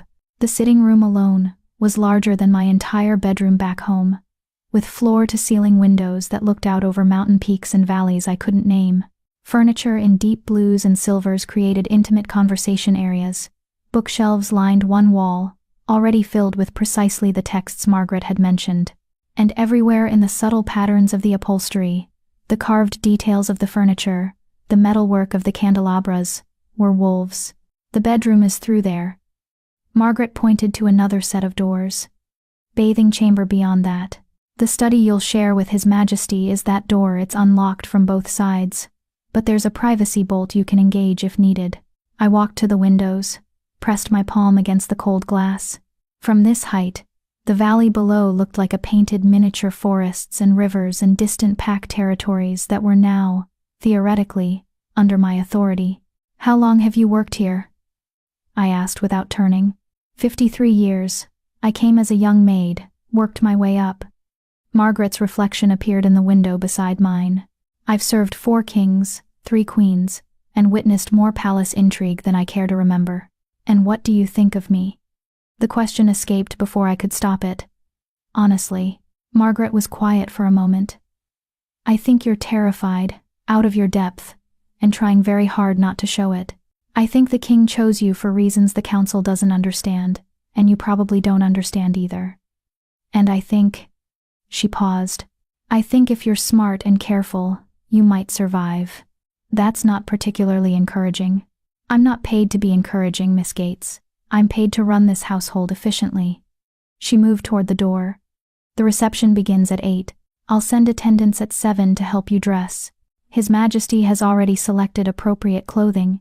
It's in the wardrobe. Wait. I turned to face her. Can I ask you something? You can ask. I may not answer. The king's late mate, Julie. What was she like? Margaret's severe expression flickered something that might have been grief, carefully controlled. She was kind, gentle, everything this palace isn't. She softened His Majesty, made him laugh, reminded him that there was more to life than duty and war. Her voice hardened, and the pregnancy killed her slowly, painfully, while he watched helplessly. It destroyed something in him. He hasn't been the same since. The words painted a picture of a love so deep that its loss had been cataclysmic. No wonder Ronan had built walls. No wonder he'd chosen me specifically because I was safe. I'm not here to replace her, I said quietly. I know I can't. Good, because the court will compare you to her constantly. They'll find you wanting your younger. You can't shift. You're an unknown. Margaret's gaze sharpened. But you have something she didn't. What? You've already survived being underestimated. Use that. She left before I could respond, the door closing with a definitive click. I stood in the too large sitting room, surrounded by luxury I'd never imagined, and felt the weight of expectation settling over me like chains made of silk and silver. You survived being underestimated. Use that. Maybe Margaret was right. Maybe my weakness could be a weapon if I wielded it correctly. I walked to the bookshelf, pulled down a volume titled, A Complete History of the Royal Court. If I was going to face these people tonight, I needed to understand who they were, what they wanted, and how to navigate their expectations. I had 4 hours until the reception, time to stop being Raina Gates, the disposable daughter, and start becoming whoever the queen needed to be. At precisely 7 o'clock, 3 attendants arrived, 2 young women and a man, all moving with the efficient coordination of people who'd done this many times before. They descended on me with professional detachment, transforming me from travel-worn and overwhelmed into something resembling royalty. The bath they'd drawn was almost uncomfortably hot, scented with oils I couldn't name. They washed my hair with careful thoroughness, then spent what felt like hours arranging it into an elaborate updo that exposed my neck and made me look older, more regal. The dress Ronan had selected sat waiting on the bed, deep midnight blue that reminded me of the sky just after sunset, with silver embroidery that caught the light like starlight. It fit perfectly, which shouldn't have surprised me. Kings had resources for such things. The neckline was modest but elegant, the sleeves long and fitted, the skirt falling in layers of silk that whispered when I moved. They added jewelry, a simple silver necklace with a pendant shaped like a crescent moon, matching earrings that felt strange and heavy in my ears. When they finally stepped back, I barely recognized the woman in the mirror. She looked like someone who belonged here. Someone who could command a room, navigate politics, stand beside a king without flinching. She looked like a lie I was about to tell with my entire body. "You look beautiful, Miss Gates," one of the attendants said softly. "The court won't know what hit them." I hoped she was right. A knock at the door, authoritative, familiar. Ronan's voice came through. "Raina, may I enter?" "Yes." He stepped inside, and I watched his expression shift surprise, perhaps, or approval.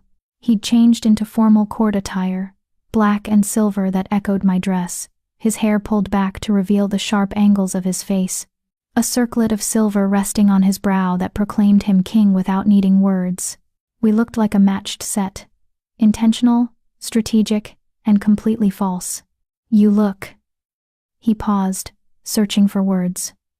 Appropriate. That's possibly the least romantic compliment I've ever received. His lips twitched. I'm trying to be honest. You look like a queen, Reyna. That's what matters tonight. The attendants had melted away, leaving us alone. Ronan circled me slowly, assessing with the same careful attention he'd used when we first met. The council will be watching for weakness, he said. Signs that you're overwhelmed, uncertain, malleable. Don't give them anything. So no crying, fainting, or running away screaming. Got it. I'm serious. He stopped in front of me. These people are predators. They'll test you, push boundaries, try to determine exactly how much disrespect they can show before I intervene. You need to establish dominance immediately. I'm not an alpha. I can't even shift. How am I supposed to establish dominance? With your mind, with words. He held my gaze. You're educated, intelligent, and observant. Use those weapons. When someone tries to belittle you, respond with such perfect courtesy that it becomes an insult. When they question your authority, cite pack law they've forgotten. Make them realize that underestimating you is a mistake. It was the same advice Margaret had given, phrased differently. Use being underestimated as a weapon. What if I fail? The question came out smaller than I intended. You won't. He said it with absolute certainty. Because failing would mean going back to your father's pack, to watching your sister live the life you should have had, to being nothing again, and you'd rather walk through fire than accept that. He was right. The thought of returning in disgrace, of admitting I couldn't handle this, was worse than any fear the court could inspire. Tell me who to watch for, I said. Who are the real threats? Ronan moved to a small desk, pulled out a sheet of parchment with names and brief descriptions written in neat script. I had this prepared for you. The key players. I scanned the list. 12 names, each with titles and brief notations. Lord Hadrian, head of council. Ambitious, believes king should marry alpha bloodline. Lady Seraphine, council member, wealthy, influential in southern territories. Commander Thane, head of royal guard, loyal but traditional. Lord Voss, council member, young, dangerous, thinks I'm weak. And more, a rogues gallery of people who would judge me, test me, potentially try to destroy me if I showed vulnerability. Lord Voss is the one to watch most carefully, Ronan said. He's been pushing for me to remarry someone from his family. Your existence ruins those plans. He'll try to undermine you subtly, make you seem foolish or incompetent. How do I handle him? With absolute confidence. If he asks you a question designed to make you look ignorant, turn it back on him. If he insults you indirectly, make sure your response leaves no doubt you understood the insult and chose to rise above it. Ronan's expression hardened. And if he crosses a line, I'll destroy him. But it's better if you handle it yourself first. I folded the parchment, tucked it into the hidden pocket the attendants had shown me in the dress. Anything else I should know? Yes. He stepped closer, his voice dropping. After tonight, rumors will spread. About us, about our relationship, about why I chose you. Let them spread. Trying to control gossip is futile. Just make sure your actions don't give them ammunition. What kind of actions? Anything that suggests we're not a united front. If I make a decision, support it publicly, even if you disagree. If you need to argue with me, do it in private. The court will exploit any crack they perceive in our alliance. It made sense, brutal, practical sense. This wasn't a marriage. It was a strategic partnership that required absolute coordination. I understand. He studied me for a long moment. You're trembling. I looked down at my hands. He was right. They were shaking slightly. I'm terrified. Good. Fear keeps you sharp. Just don't let them see it. He offered his arm. Ready? No. I was absolutely not ready. But I took his arm anyway. Felt the solid warmth of him through the formal fabric. As I'll ever be. We walked through the connecting study, a space I'd explore later, filled with books and papers, and the organized chaos of someone who actually worked rather than simply ruled, and into the corridor beyond. The sounds of the reception reached us before we arrived. Music, laughter, the low murmur of dozens of conversations happening simultaneously. 2 guards stood at the entrance to the great hall, their expressions neutral but their eyes assessing. Ronan nodded to them. The doors swung open, and we stepped into a room that fell silent the moment we appeared. The great hall was everything I'd feared, massive and intimidating, with vaulted ceilings that seemed to stretch into shadow, walls lined with weapons and ancient wolf pelts, and what had to be 300 people arranged in a careful hierarchy I couldn't yet read. Every eye turned toward us. Every face showed calculation behind whatever expression they'd chosen to wear.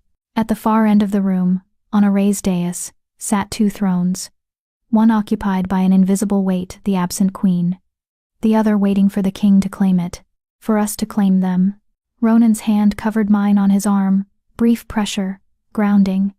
Then he raised his voice, letting it carry to every corner. Lords and ladies of the court, honored guests, members of the council, allow me to present Rhaena Gates, my betrothed. In 3 weeks, she will be crowned your queen. I expect you to welcome her as such. The court erupted in applause, polite, measured, completely devoid of genuine warmth, but they bowed, a rolling wave of obeisance that rippled through the crowd. I kept my spine straight, my expression neutral, my fear locked away where no one could see it. You survived being underestimated. Use that. Ronan led me into the crowd, and the games began. Chapter 6. The Test of Wolves. The first person to approach was Lord Hadrian, the head of council, according to Ronan's list. He was older, perhaps 60, with silver threaded through dark hair and the bearing of someone who'd spent decades wielding authority. His smile was political perfection, warm enough to seem genuine, calculated enough to mean nothing. Your Majesty. He bowed to Ronan, then turned that assessing gaze on me. Miss Gates. What an unexpected honor to meet you. Unexpected. The word carried layers of meaning: surprise, skepticism, barely veiled disapproval. Lord Hadrian. I kept my voice steady, polite. The honor is mine. His Majesty speaks highly of your council. Does he? Hadrian's eyebrows rose fractionally. How generous. And tell me, Miss Gates, what do you know of governing? Of the complexities involved in ruling multiple packs. There it was, the first test. He was questioning my qualifications, my intelligence, my right to stand here.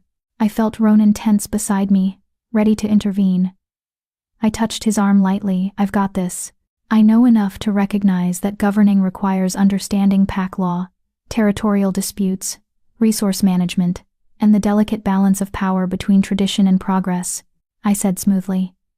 I've studied pack history extensively, including the Reform Acts your own grandfather implemented 3 generations ago. Brilliant work on consolidating border territories, though the taxation structure proved contentious until the amendments of 1847.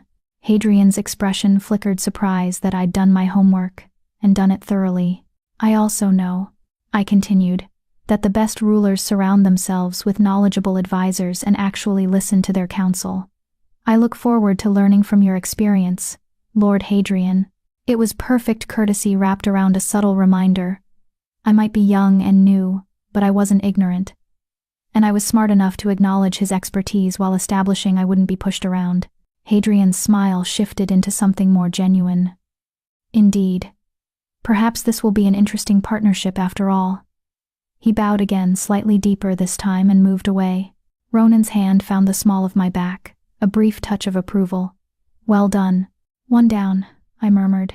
How many more? Too many to count. He was right.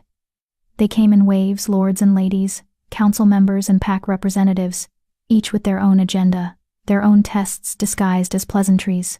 Lady Seraphine, elegant and vicious in equal measure, asked pointed questions about my family's modest standing. I deflected with observations about how true strength came from character rather than bloodline, which she couldn't argue without insulting herself. Commander Thane, the head of the Royal Guard, was more direct. Can you defend yourself, Miss Gates? Queens face dangers beyond politics. I've trained in hand-to-hand combat since I was 12, I replied, which was true. Unable to shift, I'd learned other ways to protect myself. I may not have claws, Commander, but I have a knife and the knowledge to use it. Would you like a demonstration? His stern expression cracked into something almost like respect. "Perhaps another time, Miss Gates." Between introductions, Ronan kept me close, his presence a constant anchor. He'd guide me toward allies with subtle pressure on my elbow, steer me away from known troublemakers with a gentle hand at my back. It was like dancing a careful choreography where he led, and I tried desperately not to stumble. "You're doing better than I expected," he murmured during a brief moment of privacy near the refreshment table. "High praise." "I'm serious." The court expected someone timid, easily flustered. "You're holding your own." I took a sip of wine I didn't want, using it to hide my shaking hands. "I'm terrified." "I know. But you're not showing it, which is what matters." He scanned the crowd. "Lord Voss is watching us. He's been circling like a shark for the past 20 minutes. Be ready." My stomach tightened. Voss was the one Ronan had specifically warned me about: young, dangerous, ambitious. I searched the crowd until I found him. Mid-30s, handsome in a sharp-edged way, with eyes that promised cruelty wrapped in charm. He was making his way toward us, deliberately slow, letting the anticipation build. "Your Majesty." Voss's bow was technically correct but somehow mocking. "Miss Gates, you look lovely this evening, blue suits you." Though I confess, I expected something more traditional for such an important occasion. The insult was subtle, suggesting I didn't know proper court dress, that I was unsuitable for the role. "How kind of you to notice, Lord Voss." I smiled sweetly. "I chose blue specifically because it's the color of wisdom and calm qualities I imagine will serve me well in court. What does your choice of red represent? Aggression, or merely a bold fashion statement?" Voss's smile tightened. Around us, several people turned to listen, sensing blood in the water. "Sharp tongue, Miss Gates. One might think you're trying to compensate for other deficiencies." There it was, the real attack. Other deficiencies. He meant my inability to shift, the fundamental flaw that made me unworthy in the eyes of traditionalists. Ronan's hand moved to my waist, protective, but I stepped forward slightly, claiming this fight as my own. "If you're referring to my inability to shift, Lord Voss, please be direct. I've never found value in cowardly implications masquerading as politeness." I kept my voice level, even pleasant. "Yes, I cannot shift. Yes, that makes me unusual. But it also means I've spent my entire life developing skills that shifters often neglect: diplomacy, strategy, scholarly pursuits. I may not have claws, but I have a mind. I suspect that's what His Majesty values." "Is it?" Voss turned his attention to Ronan, his tone provocative.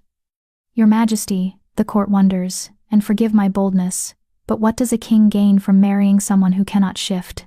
Someone who cannot provide the traditional strengths Aluna offers?" Surely there were more suitable candidates. The crowd had gone silent now, everyone watching this confrontation unfold.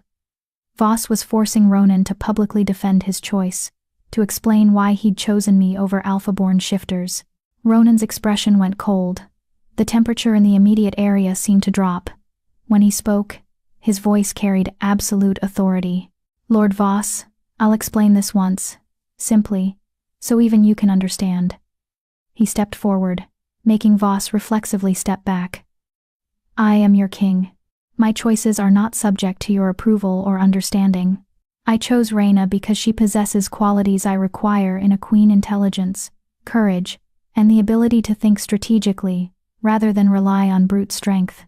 He paused, letting that sink in. "But since you seem genuinely curious about what I gain from this union, let me be explicit. I gain a partner who understands what it means to be underestimated and uses that as an advantage.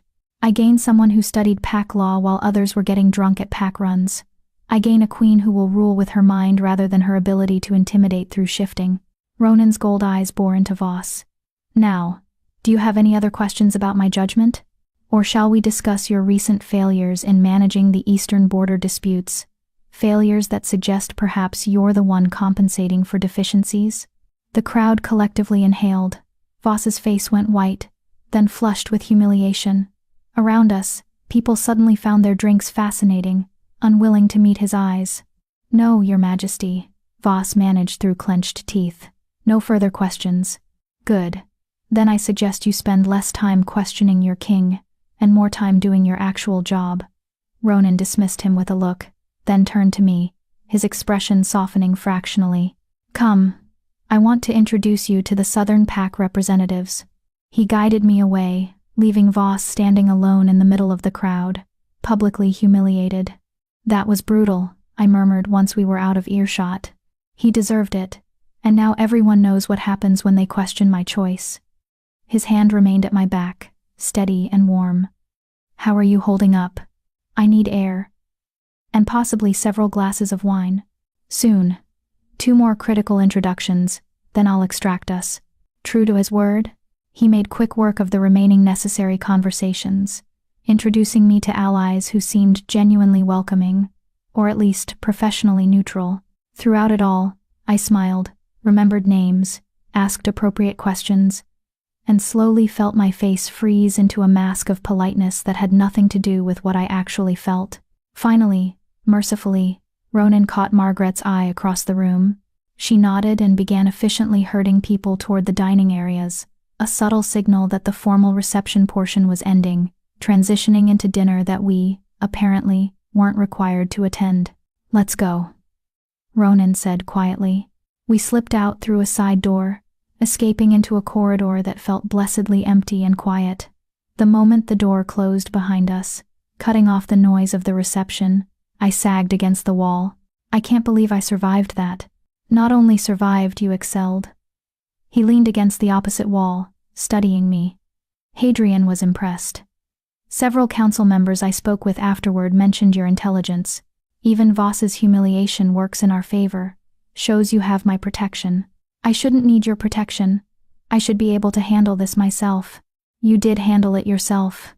I only intervened when he directly challenged my authority, not yours." Ronan's expression was serious. "Reyna, you stood in a room full of predators who wanted you to fail, and you held your own. That's not nothing." The validation settled something inside me. Some frantic voice that had been screaming I wasn't enough, would never be enough. "Thank you," I said softly, "for defending me, for giving me the chance to defend myself first. That's what partners do. Partners, not lovers, not mates, partners." It should have felt cold, but somehow it felt solid, real. We stood in the quiet corridor, both of us exhausted from the performance we'd just given. Through the walls, muffled sounds of the reception continuing without us, laughter and music, and political maneuvering that would extend late into the night.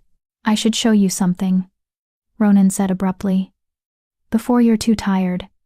It's important." "What?" "Come with me." He led me deeper into the palace, away from the public areas, through corridors that grew progressively older, more primitive. The stone here was rougher, the carvings more ancient, the air colder. We passed no servants, no guards, just empty passages that felt forgotten by time. Finally, we reached a heavy wooden door bound in iron. Ronan produced a key, unlocked it, and gestured for me to enter. The room beyond was circular, carved directly from mountain stone, with a single window opening onto star-filled sky. And covering every inch of wall space were records, scrolls, books, tablets, documents that looked centuries old. "What is this place?" I breathed. "The Royal Archive. The complete history of the monarchy, going back to the first king." Ronan moved to one of the shelves, ran his fingers along ancient spines. "Every treaty, every law, every secret the royal family has kept for 1,000 years. It's accessible only to the reigning monarch and their chosen consort." He pulled down a leather-bound volume, handed it to me. "This is the record of mates and marriages. You'll find something interesting." I opened it carefully, scanning pages of elegant script documenting royal pairings. Names, dates, whether unions were based on mate bonds or political necessity. And as I read, a pattern emerged. "Most of these aren't mate bonds," I said slowly. "No, 70% are political marriages, strategic alliances. The mate bond is rare enough that most kings never find their true mate. Or if they do, politics prevents the match." He took the book back, returned it to its place. "The council likes to pretend that royal marriages should all be blessed by the moon goddess, that only mate bonds are legitimate. But history tells a different story. Why show me this? Because you need to understand what we're doing isn't abnormal. It's actually closer to tradition than they'd ever admit. They want you to feel illegitimate, like you don't belong here. But this archive proves otherwise. His gold eyes were steady on mine. You have every right to be queen, Reina. The moon goddess's blessing isn't required, no matter what they say. The weight of that, the validation of history itself, made my throat tight. Thank you, I managed. For showing me this, for all of it. You're welcome. He moved toward the door. Come, you need rest. Tomorrow starts early meetings with household staff, more introductions, and you'll need to begin working with the palace seamstresses on your coronation gown. Right. The coronation. In 3 weeks, I'd officially become queen. The thought was still surreal. We walked back through the ancient corridors in comfortable silence. When we reached the connecting study between our suites, Ronan paused. You really did well tonight, Reina. I meant that. So did you. Destroying Lord Voss was particularly impressive. His smile was brief. He'll recover. And plot revenge, probably. But that's a problem for another day. He hesitated, and something crossed his face, an expression I couldn't quite read. Sleep well. You too. I watched him disappear into his own suite, then entered mine. The attendants had already been through the bed, turned down, candles lit, a tray of food left in case I was hungry. I wasn't. I was exhausted and overwhelmed, and strangely elated. I'd survived. More than survived, I'd held my own against people who'd wanted me to fail. I changed into a nightgown, washed my face, and climbed into the enormous bed. Through the window, stars blazed against black sky. The same stars I'd seen from my family's estate. But they looked different from here. Brighter. Maybe. Or perhaps I was different. Seeing them with new eyes. Tomorrow would bring new challenges. More tests. More people determined to prove I didn't belong. But tonight, I'd proven something to myself. I was stronger than I'd thought. Adaptable, like Ronan said. Capable of surviving in this world of wolves, even without claws of my own. I closed my eyes and let exhaustion pull me under, dreaming of stone palaces and winter gold eyes and a future I was slowly beginning to believe I could actually claim. The next 2 weeks passed in a blur of activity that left me dizzy. Days started early meetings with Margaret about household management, sessions with the seamstresses who fussed over my coronation gown, lessons in court protocol from a stern older woman who tutted at my every mistake. I learned which fork to use at formal dinners, how to address visiting dignitaries, the proper way to enter a room so my presence commanded attention. I studied, constantly. The books Margaret had provided became my constant companions. Histories of the royal family, biographies of former queens, detailed breakdowns of current political alliances. I memorized names and faces, territorial boundaries, trade agreements, the complex web of favors and debts that governed court interactions. And I attended functions. So many functions. Dinners with visiting packs, afternoon teas with influential ladies, strategy meetings with the council where I mostly listened and learned. Each one was a performance, a careful dance of saying the right thing to the right person at the right time. Ronan was there for most of it, a steady presence at my elbow, guiding when I needed direction, stepping back when I could handle things myself. We fell into a rhythm, learning each other's signals, developing a wordless communication that made navigating court politics slightly less terrifying. He kept his promises. I had autonomy in my quarters he never entered without invitation. I had access to the archives, where I spent late nights reading by candlelight, absorbing the history I'd need to rule effectively. And he listened when I spoke. Actually considered my observations about court dynamics and political maneuvering. We worked well together. We were becoming genuine partners. But we weren't becoming anything more.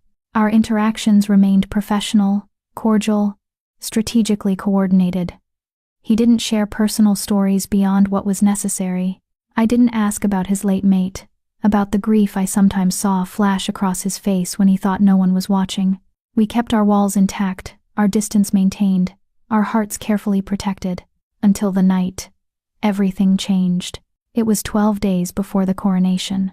I'd spent the afternoon in another tedious meeting about ceremonial protocols, then retreated to the archives for some blessed solitude. I was deep in a fascinating account of the third king's reign when I heard footsteps on the stairs too heavy to be servants, too purposeful to be casual. Ronan appeared in the doorway, and something in his expression made my stomach drop. "We need to talk." "That sounds ominous." "It is." He entered, closed the door behind him, unusual, since we typically left it open for propriety. "I received word today from the Eastern Territories. There's been an incident." I set down the book. "What kind of incident?" "The kind that requires my immediate presence. A border dispute has escalated into violence. 3 packs are on the brink of war, and if I don't intervene personally, it could destabilize the entire region." He ran a hand through his hair, a gesture of frustration I'd rarely seen from him. "I need to leave. Tonight." "For how long?" "Minimum 2 weeks. Possibly longer, depending on how complicated the negotiations become." 2 weeks. The coronation was in 12 days. "Will you be back in time for the coronation?" The question came out smaller than I intended. His expression softened. "That's why I came to find you. We need to discuss options." My heart sank. "You want to postpone it?" "I don't want to, but the council is suggesting it might be necessary." He moved closer, sat across from me at the reading table. "Tradition dictates that the king performs the coronation ceremony personally. If I'm not here, then I can't become queen." I understood the implications. "And if the coronation is postponed, it sends a message to the court that I'm not a priority, that political crises matter more than legitimizing my position." "Exactly." He looked genuinely frustrated. "Reina, I'm sorry. This timing is disastrous. But the Eastern situation, if it explodes into full war, hundreds could die. I can't ignore it." He was right. Of course, a king's duty to his people had to supersede ceremonial timing. But the thought of facing the court for weeks longer without the official authority of the crown, of giving Voss and others more time to undermine me. "What if," I said slowly, thinking it through, "you performed the coronation before you left, tonight or tomorrow? A private ceremony, small and quick, just enough to make it official.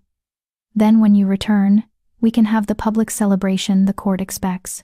Ronan was quiet, considering. "That's actually brilliant. It would give you legitimate authority while I'm gone, protect you from anyone who might try to take advantage of my absence. And it satisfies the legal requirements. Coronations don't have to be public to be binding." Hope sparked. "So we could do it?"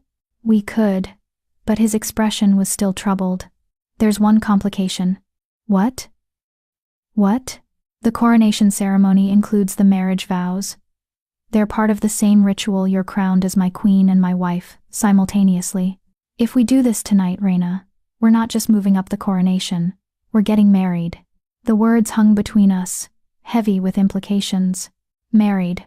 Not betrothed, not engaged actually, legally, permanently married. 12 days earlier than planned. No grand ceremony, no celebration, no time to mentally prepare for the finality of it. "I know it's not ideal," Ronan continued. "I know you expected more time, but if we're going to do this at all, it needs to be now. I leave at dawn." I thought of the alternative weeks alone in the palace without official authority, facing the court's judgment, dealing with challenges to my position while Ronan was gone. Thought of Voss and his political maneuvering, of the whispers that would grow louder in the king's absence. And I thought of Ronan's promise. "We're partners. I'll protect you." This was protection. Messy, rushed, imperfect but real. "All right," I heard myself say. "Let's do it. Tonight." His eyebrows rose. "You're sure?" "I'm terrified. But yes, I'm sure." I managed a shaky smile. "Besides, I've already been through one wedding where I watched from the sidelines. Might as well experience my own, even if it's abbreviated." Something flickered in his expression. "Respect, maybe. Or gratitude. I'll make the arrangements. We'll need witnesses. I'll ask Margaret and Commander Thane. Both are trustworthy. The ceremony itself takes about 20 minutes. We can do it in the private chapel at midnight. Midnight. Less than 3 hours away. What do I need to do?" "Just be there. Margaret will help you prepare." He stood, moved toward the door, then paused. Reina. Thank you. For being flexible. For understanding. That's what partners do. I echoed his earlier words. His smile was brief but genuine. Then he was gone, leaving me alone with ancient books and the stunning realization that in 3 hours, I'd be married. To a king I barely knew, who'd promised me everything except the one thing most brides wanted. Love. I pressed my hands against the cool stone of the reading table and tried to steady my breathing. You survived your family. You survived the reception. You'll survive this. I'd survive. I had to. Chapter 7. The Midnight Vows. Margaret arrived at my quarters within minutes of Ronan leaving. Her severe expression somehow even more intense than usual. His Majesty informed me of the change in plans, she said, without preamble, already moving toward my wardrobe. We have 2.5 hours to make you look like a queen being crowned, not a girl being rushed into marriage. Come. She pulled out a gown I'd never seen before, pure white silk that seemed to glow in the candlelight, simpler than the elaborate coronation dress that had been planned but no less beautiful. The bodice was fitted, embroidered with silver wolves that seemed to move when the fabric shifted. The skirt fell in clean lines to the floor, elegant in its restraint. When did this arrive? I asked, running my fingers over the silk. 3 days ago. His Majesty commissioned it as a backup, in case the formal gown wasn't ready in time. Seems his paranoia paid off. She began unlacing my day dress with efficient movements. The seamstress will have fits that it's being used for the actual ceremony instead of just fittings, but that's not our concern. I let her work, my mind spinning. Ronan had planned ahead, anticipated complications. It was so perfectly practical, so thoroughly him preparing for problems before they arose, protecting against contingencies. Margaret, I said as she began fastening the wedding gown. Have you seen many royal weddings? 4. She adjusted the shoulder seams. Including King Ronan's first. My hands stilled. What was it like? His marriage to Julie? Margaret was quiet for a long moment, her fingers working the tiny buttons along my spine. It was the happiest day of his life. And the beginning of his greatest tragedy, though we didn't know it then. Tell me about her. Please. I need to understand what I'm walking into. You're walking into a marriage that looks nothing like his first one, which is precisely why he chose you. She moved around to face me, adjusting the neckline. But yes, I'll tell you. You deserve to know. She guided me to sit, then began working on my hair. Nothing elaborate, just soft waves pinned back to expose my face, my neck, making me look young and vulnerable and somehow regal all at once. Julie was the daughter of the Western Pax Alpha, Margaret began, her voice taking on the cadence of storytelling. She and Ronan met at a diplomatic summit. He was 25, recently crowned after his father's death. She was 22, beautiful in that delicate way that made men want to protect her. The mate bond snapped between them instantly. Her hands moved through my hair with practiced efficiency. The wedding was enormous. 3 days of celebration, every pack in the kingdom represented. She wore a dress that took 6 months to make, covered in pearls and diamonds. She glowed with happiness. And Ronan, Margaret's voice softened. I'd never seen him smile like that, before or since. Like she'd brought light into places that had been dark his entire life. The image formed in my mind, Ronan young and in love, unguarded, happy. So different from the controlled, walled-off man I knew. They had 2 years together, Margaret continued. Good years. She softened his edges, made him laugh, reminded him there was more to life than duty. The palace felt different when she was here, warmer, somehow. Staff loved her because she remembered names, asked about families, genuinely cared. She began adding small white flowers to my hair, mountain blossoms that smelled of snow and stone. Then she got pregnant. And everything changed. Ronan said the pregnancy was difficult. Difficult doesn't begin to cover it. Margaret's hands stilled. Julie was always delicate, but carrying a shifter child, it nearly killed her from the first month. She could barely eat, could barely move. The healers said her body wasn't strong enough, that the child was taking everything from her. They recommended ending the pregnancy. My chest tightened. But she refused. She refused. Said giving the king an heir was her duty, her purpose. That she'd rather die having fulfilled that purpose than live knowing she'd failed him. Margaret's voice went hard. Ronan begged her to reconsider, told her he'd rather have her alive than any heir, but she wouldn't listen. She was convinced that her value lay in providing him a child. That's heartbreaking. It was. And it got worse. The pregnancy lasted 7 months. She went into early labor. For 3 days, she fought. The child was stillborn, a boy who never took a breath. And Julie. Margaret's voice cracked, just slightly. She held on long enough to see the baby, to tell Ronan she was sorry for failing him. Then she died in his arms. Tears burned my eyes. How did he survive that? Barely. For weeks, he locked himself in his quarters. Wouldn't eat, wouldn't see anyone, wouldn't rule. The council nearly declared him unfit. But eventually, he came out, changed. All the softness Julie had cultivated gone, replaced by stone and duty and absolute control. She stepped back, examining her work. That's who you're marrying tonight, Raina. A man who loved so completely that losing it nearly destroyed him. A man who built walls so high that nothing can reach him anymore. Don't expect him to let you in. Don't expect warmth or romance or any of the things young women dream of in marriage. I don't, I said quietly. He's been very clear about what this is.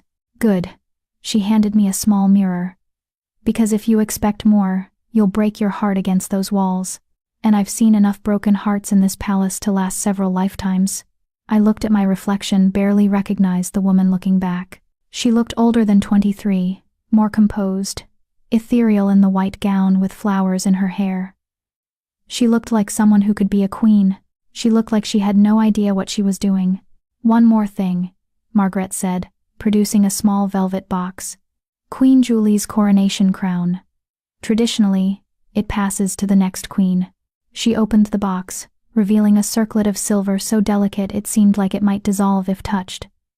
Small diamonds caught the light, arranged in patterns that suggested stars, or snowflakes, or both. It's beautiful, I breathed. It was made for her, specifically designed to look fragile, feminine, unthreatening, exactly what everyone expected of her. Margaret's expression was unreadable. The question is, what will they make for you? I don't know yet. Neither do they. Which is why you're dangerous. She set the box aside. This crown is just for tonight. Your official coronation crown is being forged now, and it will be entirely different. Stronger. But for the ceremony, you'll wear Julie's. It's tradition. I touched the circlet gently, feeling the weight of history, of the woman who'd worn it before me, who'd loved Ronan completely and died trying to give him something he'd never asked for. I won't make her mistakes, I promised silently. I won't destroy myself trying to be something I'm not. It's time, Margaret said. The chapel is ready. The private chapel was hidden deep in the oldest part of the palace. A small stone room with a ceiling carved to look like night sky. Stars painted in silver leaf that gleamed in the candlelight. An altar stood at the far end, covered in white cloth. And before it waited 3 people, Ronan, Commander Thane, and a priest I didn't recognize. Ronan had changed into ceremonial robes, black and silver, formal without being ostentatious. The king's crown sat on his head, heavy and ancient, but it was his expression that caught me, controlled carefully, blank, but something underneath, tension, perhaps, or grief, or both. When I entered, his eyes found mine and held. Whatever he was feeling, he locked it away. Commander Thane bowed stiffly. Miss Gates. Commander. The priest stepped forward, elderly, with kind eyes that had seen too much. Your Majesty, Miss Gates, shall we begin? Yes, Ronan said. Let's make this official. It wasn't romantic. It wasn't emotional. It was practical, 2 people executing a necessary ritual to protect political positions. Exactly what we'd agreed to. The priest gestured for us to approach the altar. Ronan offered his hand. I took it. His grip was warm, steady, grounding. We gather tonight for a sacred purpose, the priest began, his voice echoing off stone walls. To crown a queen and seal a marriage before the moon goddess and pack law. Though this ceremony is private, it is no less binding. What is done here tonight cannot be undone. He looked at both of us. Do you understand? Yes, we answered in unison. The priest nodded, then began the ritual, ancient words in the old language that most shifters had forgotten, but that resonated with power anyway. He called upon the moon goddess to witness, upon the spirits of past kings to bless, upon the mountains themselves to remember. Then he turned to Ronan. Your Majesty, do you take this woman as your queen, your wife, your partner in all things? Do you vow to protect her, honor her, and share your crown and your burden with her until death claims you both? Ronan's gold eyes were steady on mine. I do. And do you, Rhaena Gates, accept this crown and this king?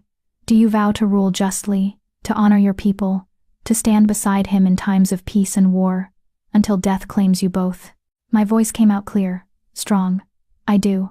Then, by the authority granted to me by the moon goddess and pack law, I pronounce you king and queen, husband and wife, bound until the end of your days. The priest lifted Julie's crown from its velvet cushion. Kneel, Rhaena Gates. I knelt, feeling the cold stone through my silk gown. The priest looked at Ronan.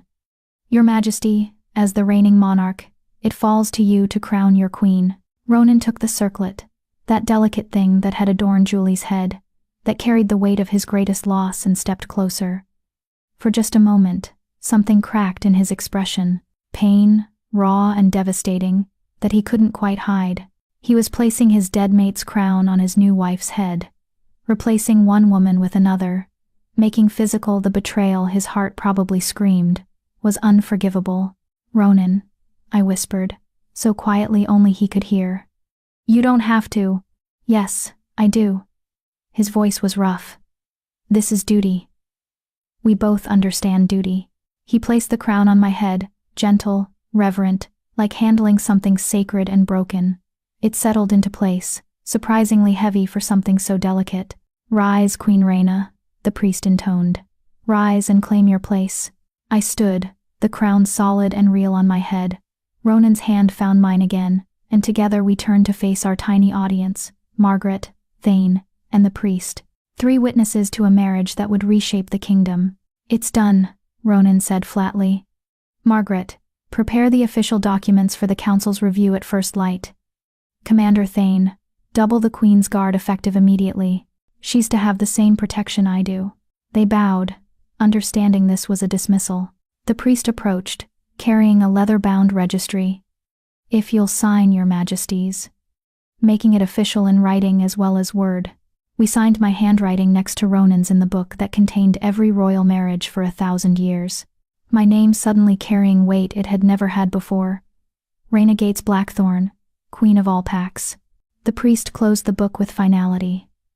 May the moon goddess bless your union and your reign. He bowed and left, taking Thane and Margaret with him. And suddenly we were alone, husband and wife, king and queen, 2 people who'd promised each other everything except love. Ronan removed his crown first, set it on the altar with more force than necessary. Then, carefully, he reached up and removed the circlet from my head. You wore this well, he said quietly, studying it. Julie would have. She would have understood why I had to do this. I'm sorry, I said. I know tonight was difficult for you. Wearing her crown, saying those vows again. Don't. He set the circlet down gently, like it might shatter. Don't apologize for circumstances neither of us created. This isn't your fault, Rhaena. It's just complicated. Complicated is an understatement.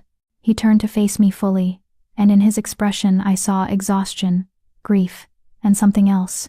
Something that might have been gratitude, or respect, or recognition that we were both survivors trying to navigate impossible situations. We're married, he said, like he was still processing it. We are. How do you feel? The question surprised me with its directness. I considered lying, giving him the easy answer. But we'd promised honesty. Terrified, overwhelmed, and strangely relieved that it's done, that I'm officially protected now. I met his eyes. How do you feel? Like I've betrayed someone who can't forgive me.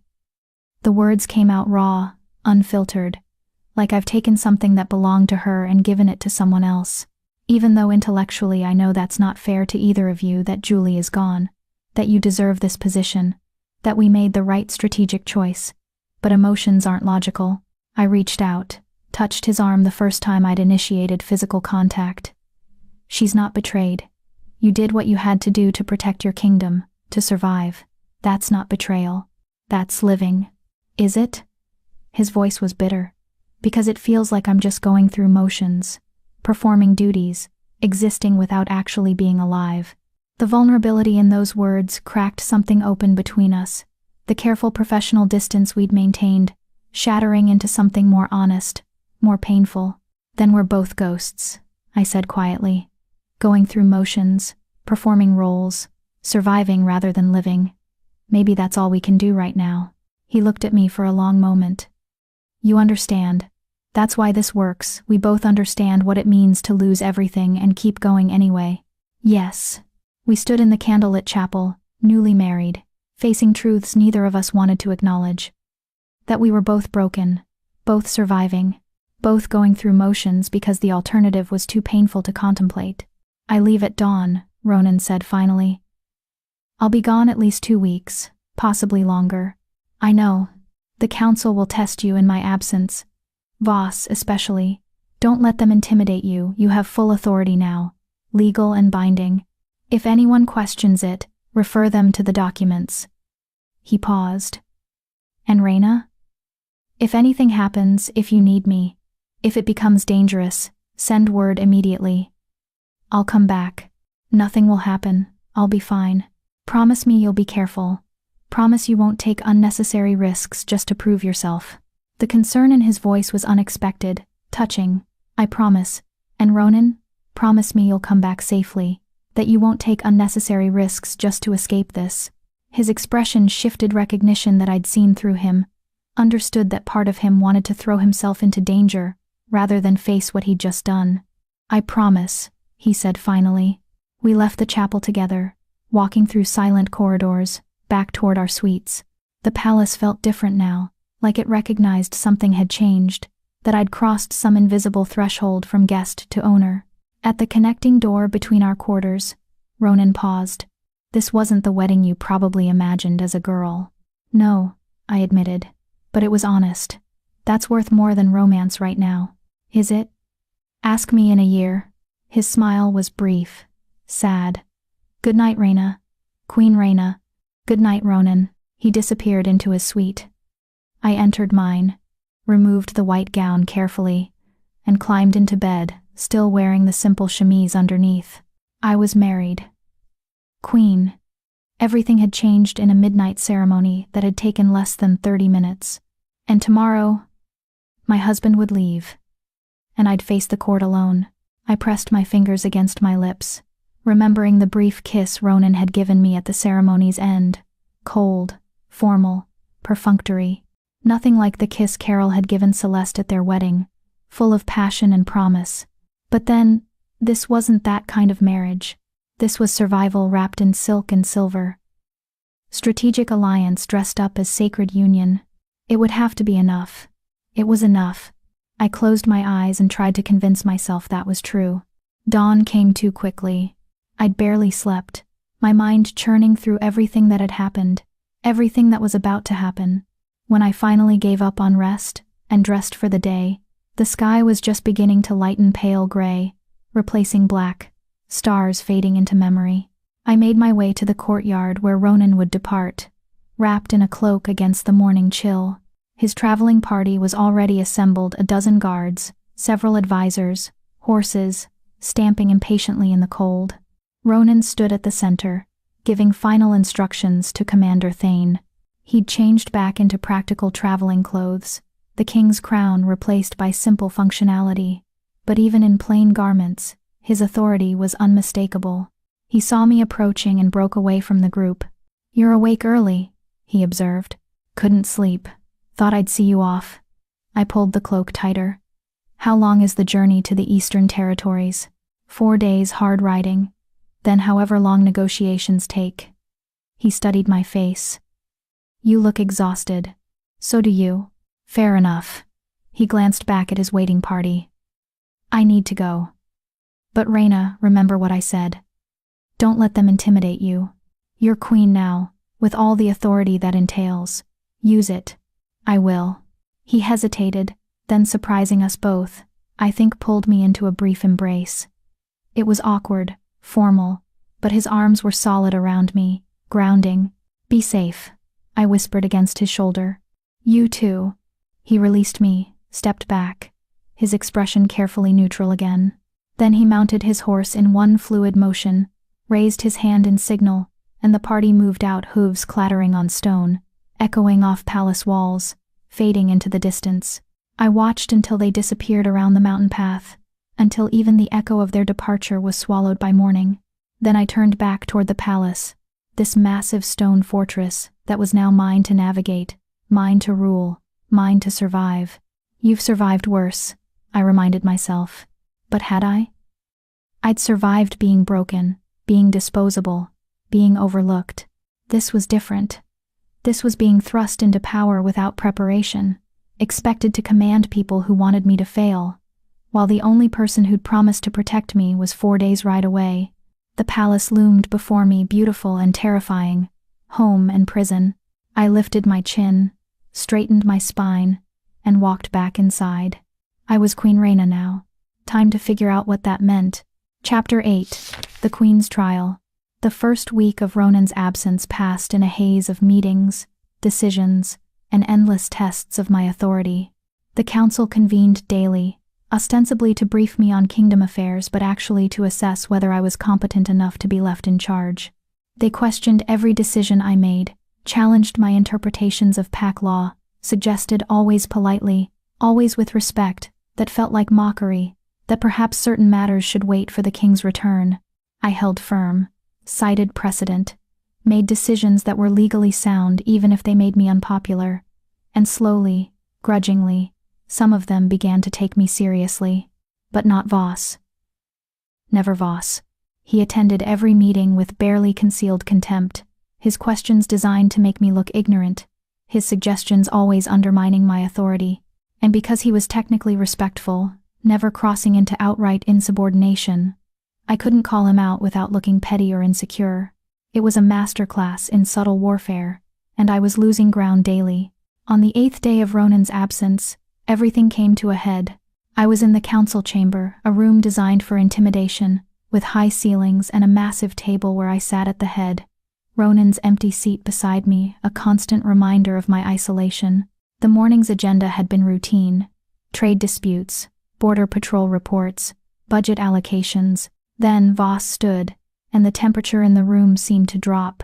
"Your Majesty," he said, his tone dripping false courtesy. "If I may raise a matter of some urgency?" I gestured for him to continue, already tensing for whatever attack he'd planned. "News has reached us from the southern territories. Alpha Theron Gates, your father, has fallen ill. Gravely so. His pack requests your presence too. Say goodbye, should the worst occur." The words hit like a physical blow. My father, dying. The man who'd raised me, disappointed in me, ultimately traded me away, but still my father. Around the table, council members exchanged glances. Some looked sympathetic. Others, like Voss, looked calculating. "When did this news arrive?" I managed, my voice steadier than I felt. "Last night. The messenger is waiting for your response." Voss leaned forward. "Of course, as queen, you cannot simply leave the capital without the king's permission, but as a daughter, surely you understand the need to see your dying father. It's quite the dilemma." There it was, the trap. If I left, I'd be abandoning my post, suggesting the kingdom was less important than personal matters. But if I stayed, I'd look heartless, cold, unfeeling. Either way, I'd lose credibility. "What is the nature of his illness?" I asked, buying time to think. "The reports are unclear. Some kind of seizure, followed by paralysis. The healers aren't optimistic." Voss's expression was sympathetic, but his eyes gleamed with malice. "I'm sure you're devastated." "Of course she is," Lord Hadrian interjected. "This is her father, your Majesty. Perhaps we could arrange an escort, a brief visit, properly chaperoned, to fulfill your filial duties?" It was a reasonable suggestion, and I almost accepted it. Then I caught something in Voss's expression, satisfaction. Like I was doing exactly what he'd expected. This wasn't just about my father. This was about getting me out of the capital, away from my authority, vulnerable. No, I said firmly. Voss's eyebrows rose. No? I will send healers from the royal medical staff, the best we have. I'll send supplies, money, whatever my father's pack needs. But I will not leave the capital during the king's absence. My duty to the kingdom supersedes personal matters. Gasps rippled around the table. Lady Seraphine looked scandalized. Your Majesty, he's your father, your family. Huh. And I am queen of all packs now. Every alpha, every pack member, is my responsibility. I cannot abandon thousands for the sake of one, even if that one is my father. I held Voss's gaze. My family will understand that duty comes first. They raised me to understand that. The irony wasn't lost on anyone. The family that had taught me I was worthless for failing to shift would now be reminded that I took duty seriously enough to sacrifice personal grief for the kingdom's stability. How very cold, Voss said softly. One might think you didn't care at all. One might think I understand what it means to be queen, I countered. To make difficult choices for the greater good. If you interpret duty as coldness, Lord Voss, perhaps you don't understand leadership as well as you think you do. His expression hardened. Around the table, several council members looked impressed. Hadrian actually smiled, brief but genuine. Very well, Voss said tightly. If that's your decision. It is. Commander Thane, please arrange for our best healers to leave for the southern territories immediately, and send word to my mother that she has the crown's full support and resources. I stood, signaling the meeting's end. Now, unless there are other urgent matters, I have work to attend to. They filed out, some bowing with new respect, others like Voss radiating barely suppressed anger. Only Margaret remained, waiting until the room emptied. That was well done, she said quietly. Voss was trying to manipulate you into leaving so he could undermine your authority in your absence. You saw through it. Was I wrong? The question burst out. Should I have gone to see my father? I don't know. Margaret's expression was unusually gentle. But I know that if you'd left, Voss would have spent your absence convincing the council that you were unfit, that the king made a mistake, that you were too young and weak to rule. By the time you returned, your position would have been destroyed. She was right. I knew she was right, but it didn't ease the guilt churning in my stomach. What if he dies? I whispered. What if I never see him again? And the last conversation we had was him telling me to make myself presentable for a king I didn't want to marry. Then you'll live with that regret, as we all live with our regrets. Margaret moved toward the door. But you'll live with it as queen, with power and authority. That has to count for something. She left me alone in the council chamber, surrounded by the ghosts of decisions that had shaped kingdoms, feeling the weight of the crown still metaphorical, still months away from its final forging, pressing down on me with crushing force. I'd made the right political choice, but I wasn't sure it was the right human one. 3 days later, news arrived that my father had recovered. The healers I'd sent reported it was a mild seizure, not life-threatening, though he'd need time to fully recuperate. The relief was overwhelming. I hadn't killed him through neglect, hadn't sacrificed my last chance to reconcile on the altar of political strategy, but the damage to my relationship with my family was done. My mother sent a brief letter, coldly formal, thanking me for the healers but noting my absence had been noticed and discussed. Celeste wrote too, her hurt evident in every line. I know you're queen now, Ray, but he's still our father. How could you not come? I wanted to explain. Wanted to make them understand the impossible position I'd been in, the trap Voss had set, the necessity of putting the kingdom first, but they wouldn't understand. They'd never had to choose between duty and love, never had to sacrifice personal feelings for political survival, so I filed their letters away and tried not to think about the growing distance between us. The council's respect for me increased after that incident. Even Voss backed off, his challenges less frequent, his respect marginally more genuine. I'd proven I could make hard decisions, that I wouldn't be manipulated by emotional appeals. I'd proven I could be the queen they needed, even if it cost me the daughter they'd wanted. On the 15th day of Ronan's absence, everything changed again. I was in the shared study room connecting my quarters to Ronan's, lined with books and maps and correspondence that piled up daily. I'd taken to working there late at night, when the palace was quiet, and I could think without interruption. I was reading reports from the Eastern Territories. Ronan's negotiations were progressing, but slowly when the door burst open. Commander Thane stood there, his usual composure shattered into something close to panic. "Your Majesty, you need to come. Now."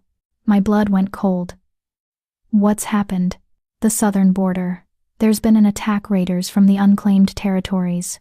They've taken hostages, killed guards, and they're demanding to negotiate with the crown."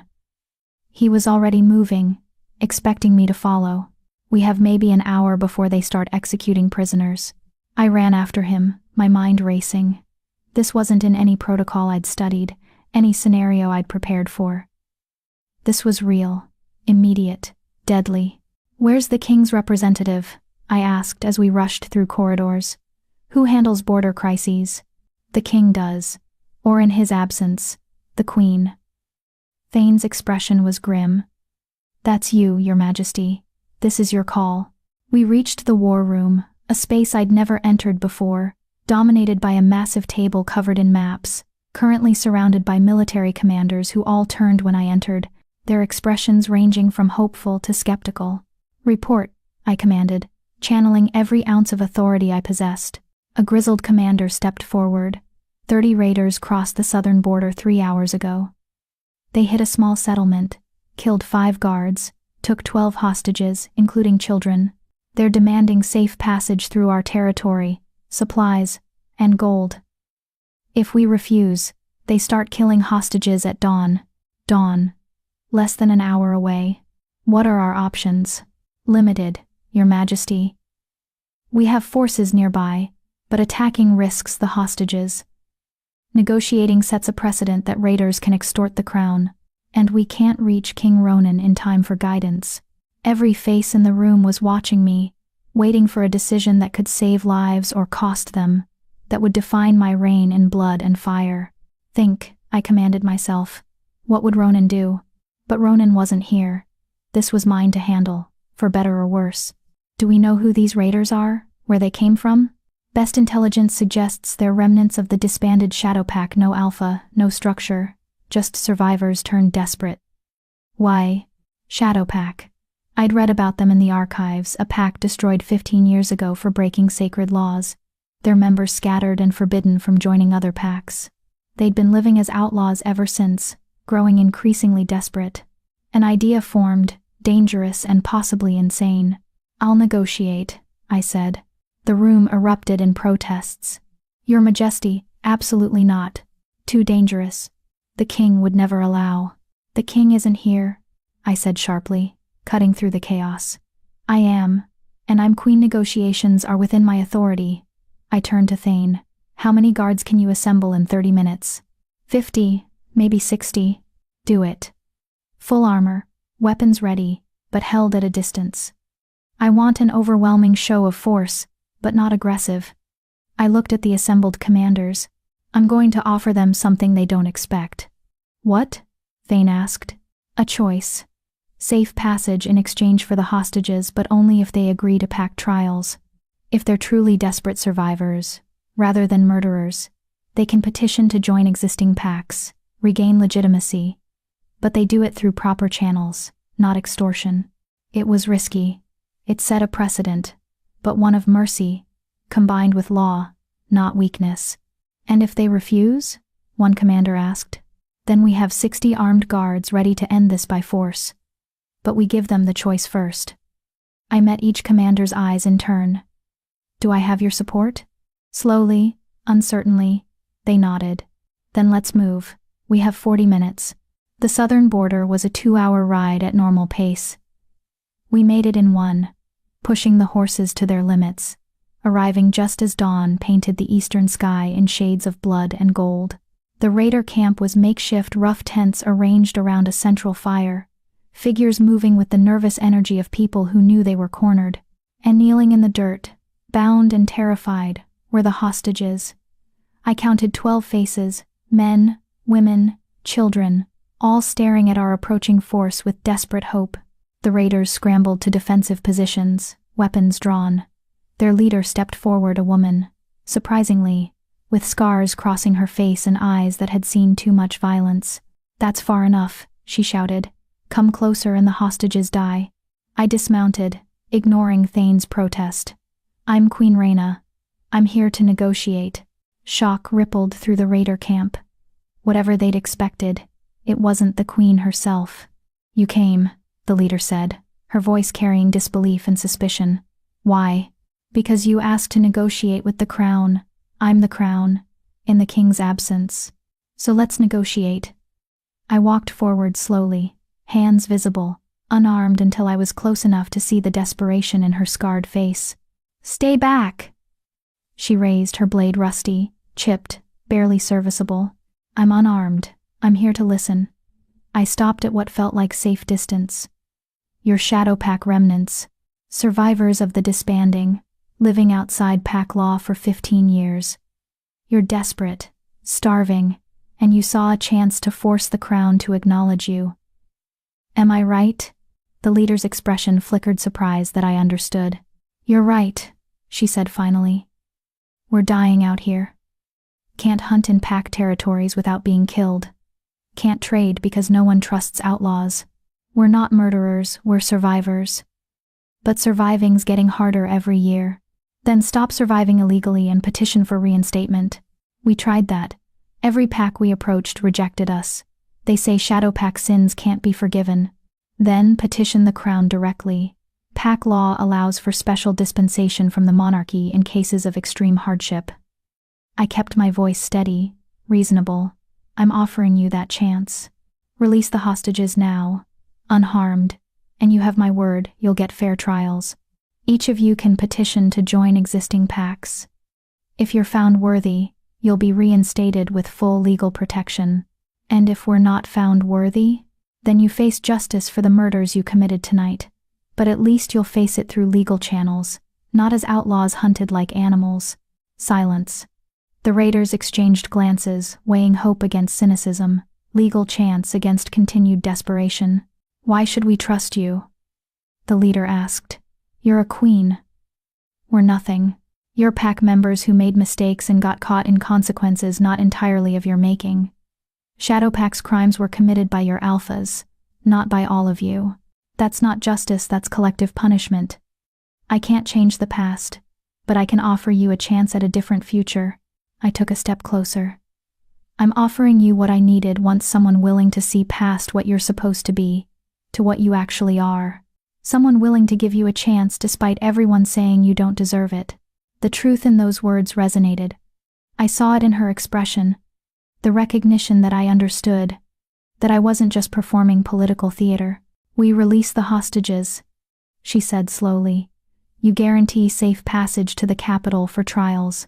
I guarantee it, on my authority as queen." She looked back at her people, 30 desperate souls who'd been living as ghosts for 15 years. Then she lowered her weapon. "Release them," she commanded. The hostages were untied, stumbling forward into the waiting arms of the guards I'd brought. Crying, thanking whatever gods they believed in, collapsing with relief. And the raiders stood weaponless, vulnerable, waiting to see if I'd keep my word or if this had all been a trick to get them to surrender. I turned to Commander Thane. "Escort our guests to the capital. See that they're housed, fed, and treated with the dignity pack law requires for those awaiting trial. Anyone who harms them answers to me personally." Thane looked like he wanted to argue, but he bowed. "Yes, Your Majesty." I turned back to the raider leader. "What's your name?" "Kira." "Kira, you took a tremendous risk trusting me. I won't waste that trust. You'll get your trials, fairly administered. What happens after that is up to you and the packs who hear your petitions." "Why?" The question came out raw. "Why help us? We're criminals, outlaws." "Because everyone deserves a chance at redemption, even people the world has written off as broken." I held her gaze. "Especially them." Understanding flickered in her scarred face, recognition that I was talking about myself as much as her. "Thank you, Your Majesty." I nodded, then walked back to my horse, every muscle shaking with delayed fear and adrenaline. I'd just negotiated a hostage crisis, successfully, without consulting anyone, without the king's permission, on nothing but instinct, and a belief that mercy could be strategic. I'd either saved lives and created a historic precedent for rehabilitation, or I'd made a catastrophic mistake that would haunt my reign forever. Only time would tell which. We returned to the capital by mid-afternoon, exhausted and filthy. The hostages were reunited with their families. The raiders were housed in secure but comfortable quarters, awaiting the trials I'd promised. And word of what had happened spread through the palace like wildfire. By the time I reached my quarters, the council was already assembling for an emergency session. I changed quickly, washing blood and dirt from the journey, pulling on formal robes that proclaimed my authority. Then I walked into that council chamber with my spine straight and my expression calm, ready for whatever came next. The reaction was immediate and polarized. "Your Majesty, what you did was reckless." Lady Seraphine was on her feet, face flushed. "You could have been killed. The king will be furious." "The king isn't here," I said coolly, taking my seat at the table's head. "I am, and I made the decision I believed was correct." "You negotiated with outlaws," another council member protested. "You offered them legal protections they forfeited 15 years ago." "I offered them trials, which pack law allows. If they're guilty of crimes beyond their pack's original sins, they'll face justice. But if they're simply survivors caught in an unfair situation, they deserve a chance at redemption. That's not weakness, that's mercy tempered with law. It sets a dangerous precedent," Voss said, his voice carefully neutral. "Every outlaw group will now think they can extort the crown for favorable treatment. Only if they're willing to submit to legal trials and potentially face execution if found guilty," I countered. "This isn't a free pass, it's a calculated risk with severe consequences for failure. That's not extortion, that's justice." Lord Hadrian leaned forward. "Your Majesty, I must admit this was brilliantly handled. Risky, yes. Unconventional, certainly. But you saved 12 lives, captured 30 outlaws who've been evading justice for years, and you did it without bloodshed. That's remarkable leadership." Other council members murmured agreement, not universal, but growing. "The question," Hadrian continued, "is what the king will think when he returns. You acted without his knowledge or permission. Some might interpret that as overstepping. I acted within my authority as queen during the king's absence. Pack law is clear on this in times of crisis. The ranking monarch present makes decisions. That was me." I held his gaze. "If the king disagrees with my choices, he and I will discuss it privately. But I won't apologize for saving lives." "Well said." "Your Majesty," Hadrian murmured, and I caught approval in his eyes. Voss said nothing, but his expression was calculating, reassessing, perhaps, what kind of queen I actually was. The council debated for another hour, logistics of the trials, security concerns, political implications. But the fundamental decision was made. We'd proceed with the trials, honor my word, and face whatever consequences came. By the time the meeting ended, I was so exhausted I could barely stand. Margaret found me in the corridor outside. "You look half dead. Feel fully dead. Come, you need food and rest." She guided me back toward my quarters. "For what it's worth, I think you did the right thing. Dangerous, but right. Tell me that if I've started a war." "You won't. You showed strength and mercy in equal measure, that's what queens do." She paused at my door. "The king returns tomorrow. His messenger arrived while you were at the border. He'll be here by midday. Tomorrow, I'd face Ronan and explain what I'd done. Hope he understood. Pray I hadn't destroyed everything we'd built." "Thank you, Margaret." She left, and I collapsed into bed, still wearing my formal robes, too tired to even undress. Tomorrow, everything would change again. Tomorrow, I'd discover whether I'd been strong or foolish, whether mercy was wisdom or weakness. Tomorrow, my husband, the king I barely knew but had somehow started to trust, would return and render judgment on the queen I'd become in his absence. I closed my eyes and let exhaustion pull me under, dreaming of scarred faces and desperate choices and the weight of a crown I was still learning to carry. Epilogue: The Queen's Crown. 8 months had passed since the midnight coronation, 8 months of trials and triumphs, of learning to rule and learning to trust, of slowly transforming from strangers bound by necessity into partners bound by choice. The outlaw trials had concluded successfully. Kira and most of her group had been accepted into various packs, their reintegration becoming a landmark precedent for rehabilitation over perpetual punishment. A few had been found guilty of crimes beyond survival and faced justice accordingly, but the majority had been given the second chance I'd promised, and the kingdom was stronger for it. My formal coronation crown had been completed, not delicate like Julie's, but strong, bold, forged in silver and black iron, with wolves that looked powerful rather than decorative. It sat in my quarters now, a physical reminder that I was no longer becoming queen. I was queen. The late autumn afternoon found me in the library.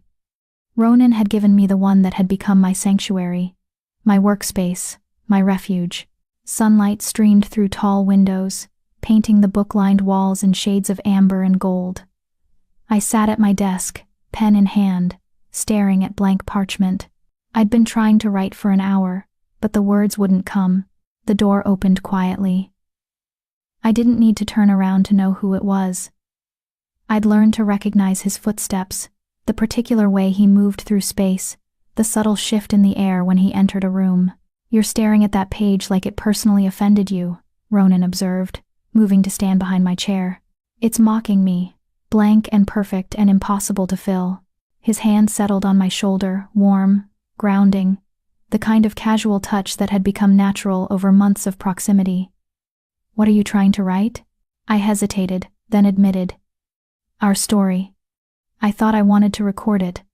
How we met. How this all began. But every time I try to start, it feels wrong. Like I'm telling someone else's story, not mine. Maybe because you're trying to tell it from the beginning." He pulled up a chair, sat beside me close enough that our knees touched. "Start from the middle instead. From the moment you realized something had changed. When was that for you?" He was quiet for a moment, considering. "The night you negotiated with the outlaws." I was writing back, furious and terrified, and suddenly I realized I wasn't just worried about the kingdom's queen. I was worried about you, specifically you. His gold eyes met mine. That's when I knew this had become more than political convenience. My chest tightened with emotion I was still learning to name. For me, it was dinner. That first dinner after you returned, when you didn't just talk at me about politics, but with me, like my thoughts actually mattered. They do matter. They always have. I know that now. But Ronan and I spent so long being dismissed, being overlooked, that I kept waiting for you to realize you'd made a mistake. Kept waiting for the moment you'd look at me and see what everyone else saw. The broken one. The twin who wasn't enough. His hand moved from my shoulder to cup my face, gently forcing me to look at him.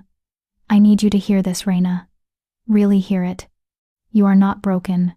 You are not less than. You are exactly who I need you to be: intelligent, courageous, compassionate. You don't need to shift to be worthy. You never did. But I can't give you," my voice cracked, "children, an heir, the one thing every king needs, and I might not be able to provide it." We'd discussed this before, carefully avoiding the depth of my fear. The healers couldn't determine if my inability to shift extended to fertility issues. We'd been married 8 months, and I hadn't conceived. Every month that passed felt like another confirmation of my fundamental brokenness. "Raina." His voice was firm but gentle. "Look at me." I did, finding his expression serious and achingly soft. "Even if we never have biological children, even if the moon goddess never blesses us with that particular gift, you are enough. You are always enough."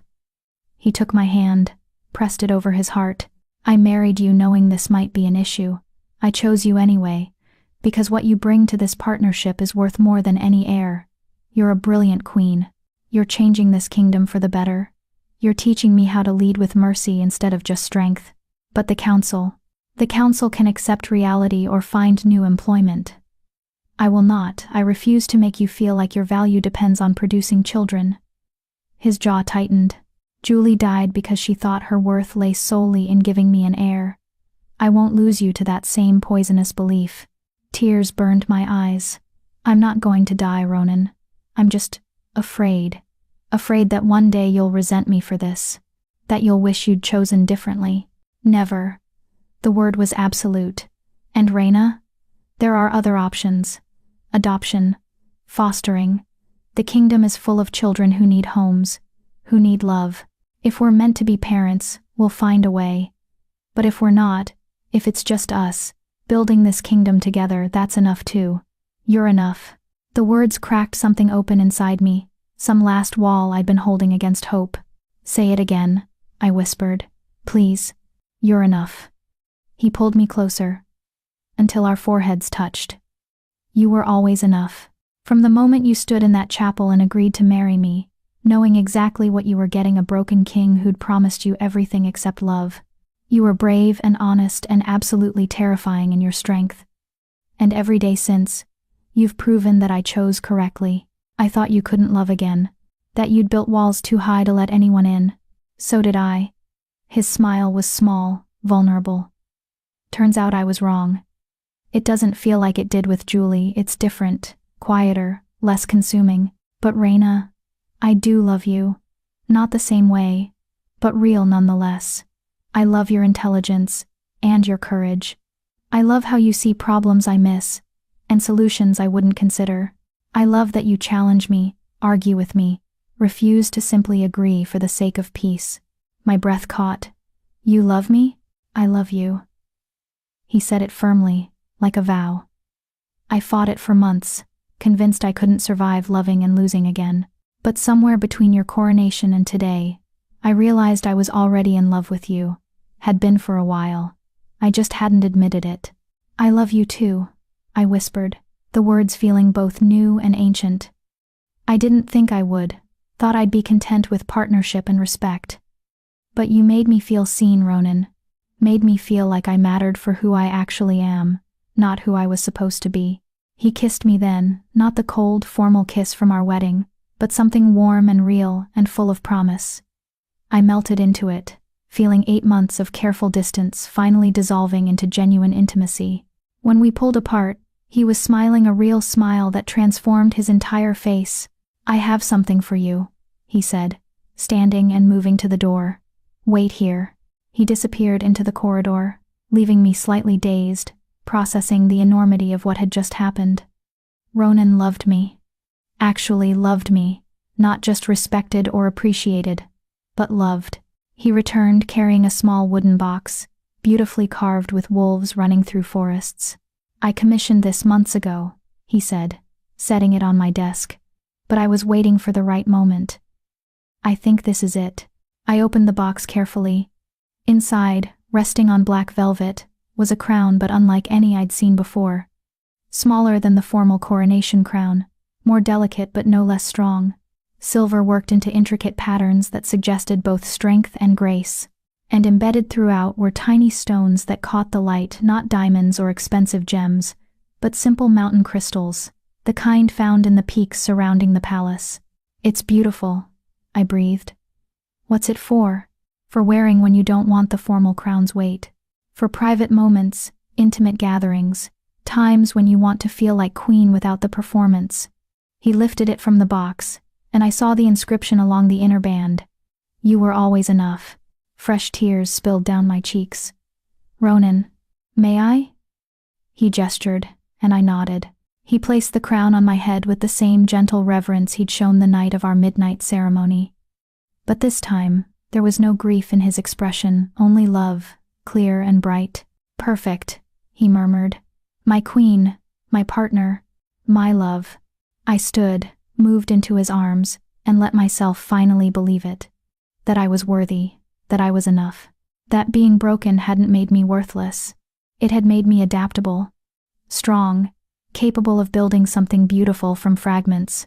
We stood like that for a long time, holding each other in the library he'd given me, surrounded by books and sunlight, and the quiet certainty that we'd found something rare, a love built on honesty rather than fate, on choice rather than destiny. I have a riddle for you, I said finally, pulling back to look at him. His eyebrows rose. Oh? What grows stronger when broken, finds truth in pieces, and becomes whole by accepting it never was. He considered, his expression thoughtful. Then understanding dawned, and his smile was warm. Us, I agreed. We're the answer to our own riddle. I like that. He tucked a loose strand of hair behind my ear. Though I should warn you, I'm going to ask you to marry me again tonight. I laughed, surprised. We're already married. I know, but I want to keep choosing you, every day, every night, for the rest of our lives. So I'll keep asking, and you can keep saying yes. Or I could ask you sometimes. Fair is fair. Even better. He pressed a kiss to my forehead, then my nose, then my lips tender and playful. Equal partners in everything, including proposal rights. Through the library windows, I could see the palace grounds stretching toward mountain peaks touched with early snow. Beyond them, the kingdom we ruled together, imperfect, complicated, but ours to shape. I thought of the girl I'd been 8 months ago, terrified, broken, convinced she'd never be enough. And I thought of the woman I'd become, still imperfect, still learning, but no longer afraid of being seen. Ronan? I said softly. Thank you. For what? For seeing past what I couldn't do, to what I actually was. For giving me the chance to prove myself. For loving me, even though you didn't want to. Thank you for being worth loving.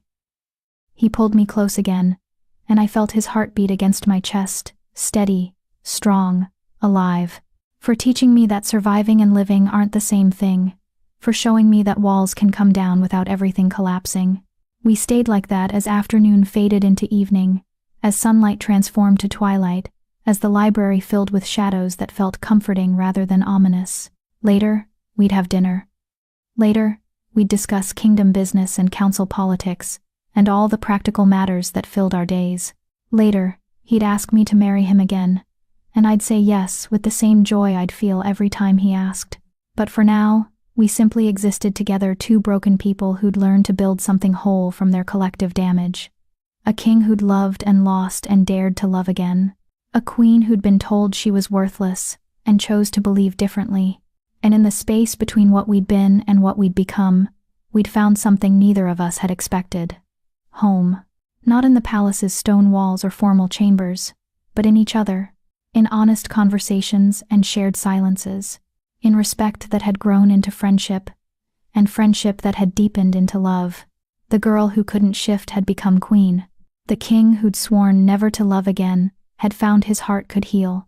And together, we'd created a story worth writing after all, one that started with brokenness and ended with belonging, that began with survival and concluded with thriving. I removed the small crown, set it carefully back in its box beside my blank parchment. Tomorrow, I'd write our story, but tonight, I'd simply live it, with the man I'd married out of necessity and loved by choice. With my partner, my king, my home. Together, we'd proven that the most powerful magic wasn't shifting or mate bonds or destiny. It was simply choosing, every day, to see each other's worth. And that was enough. It was more than enough. It was everything.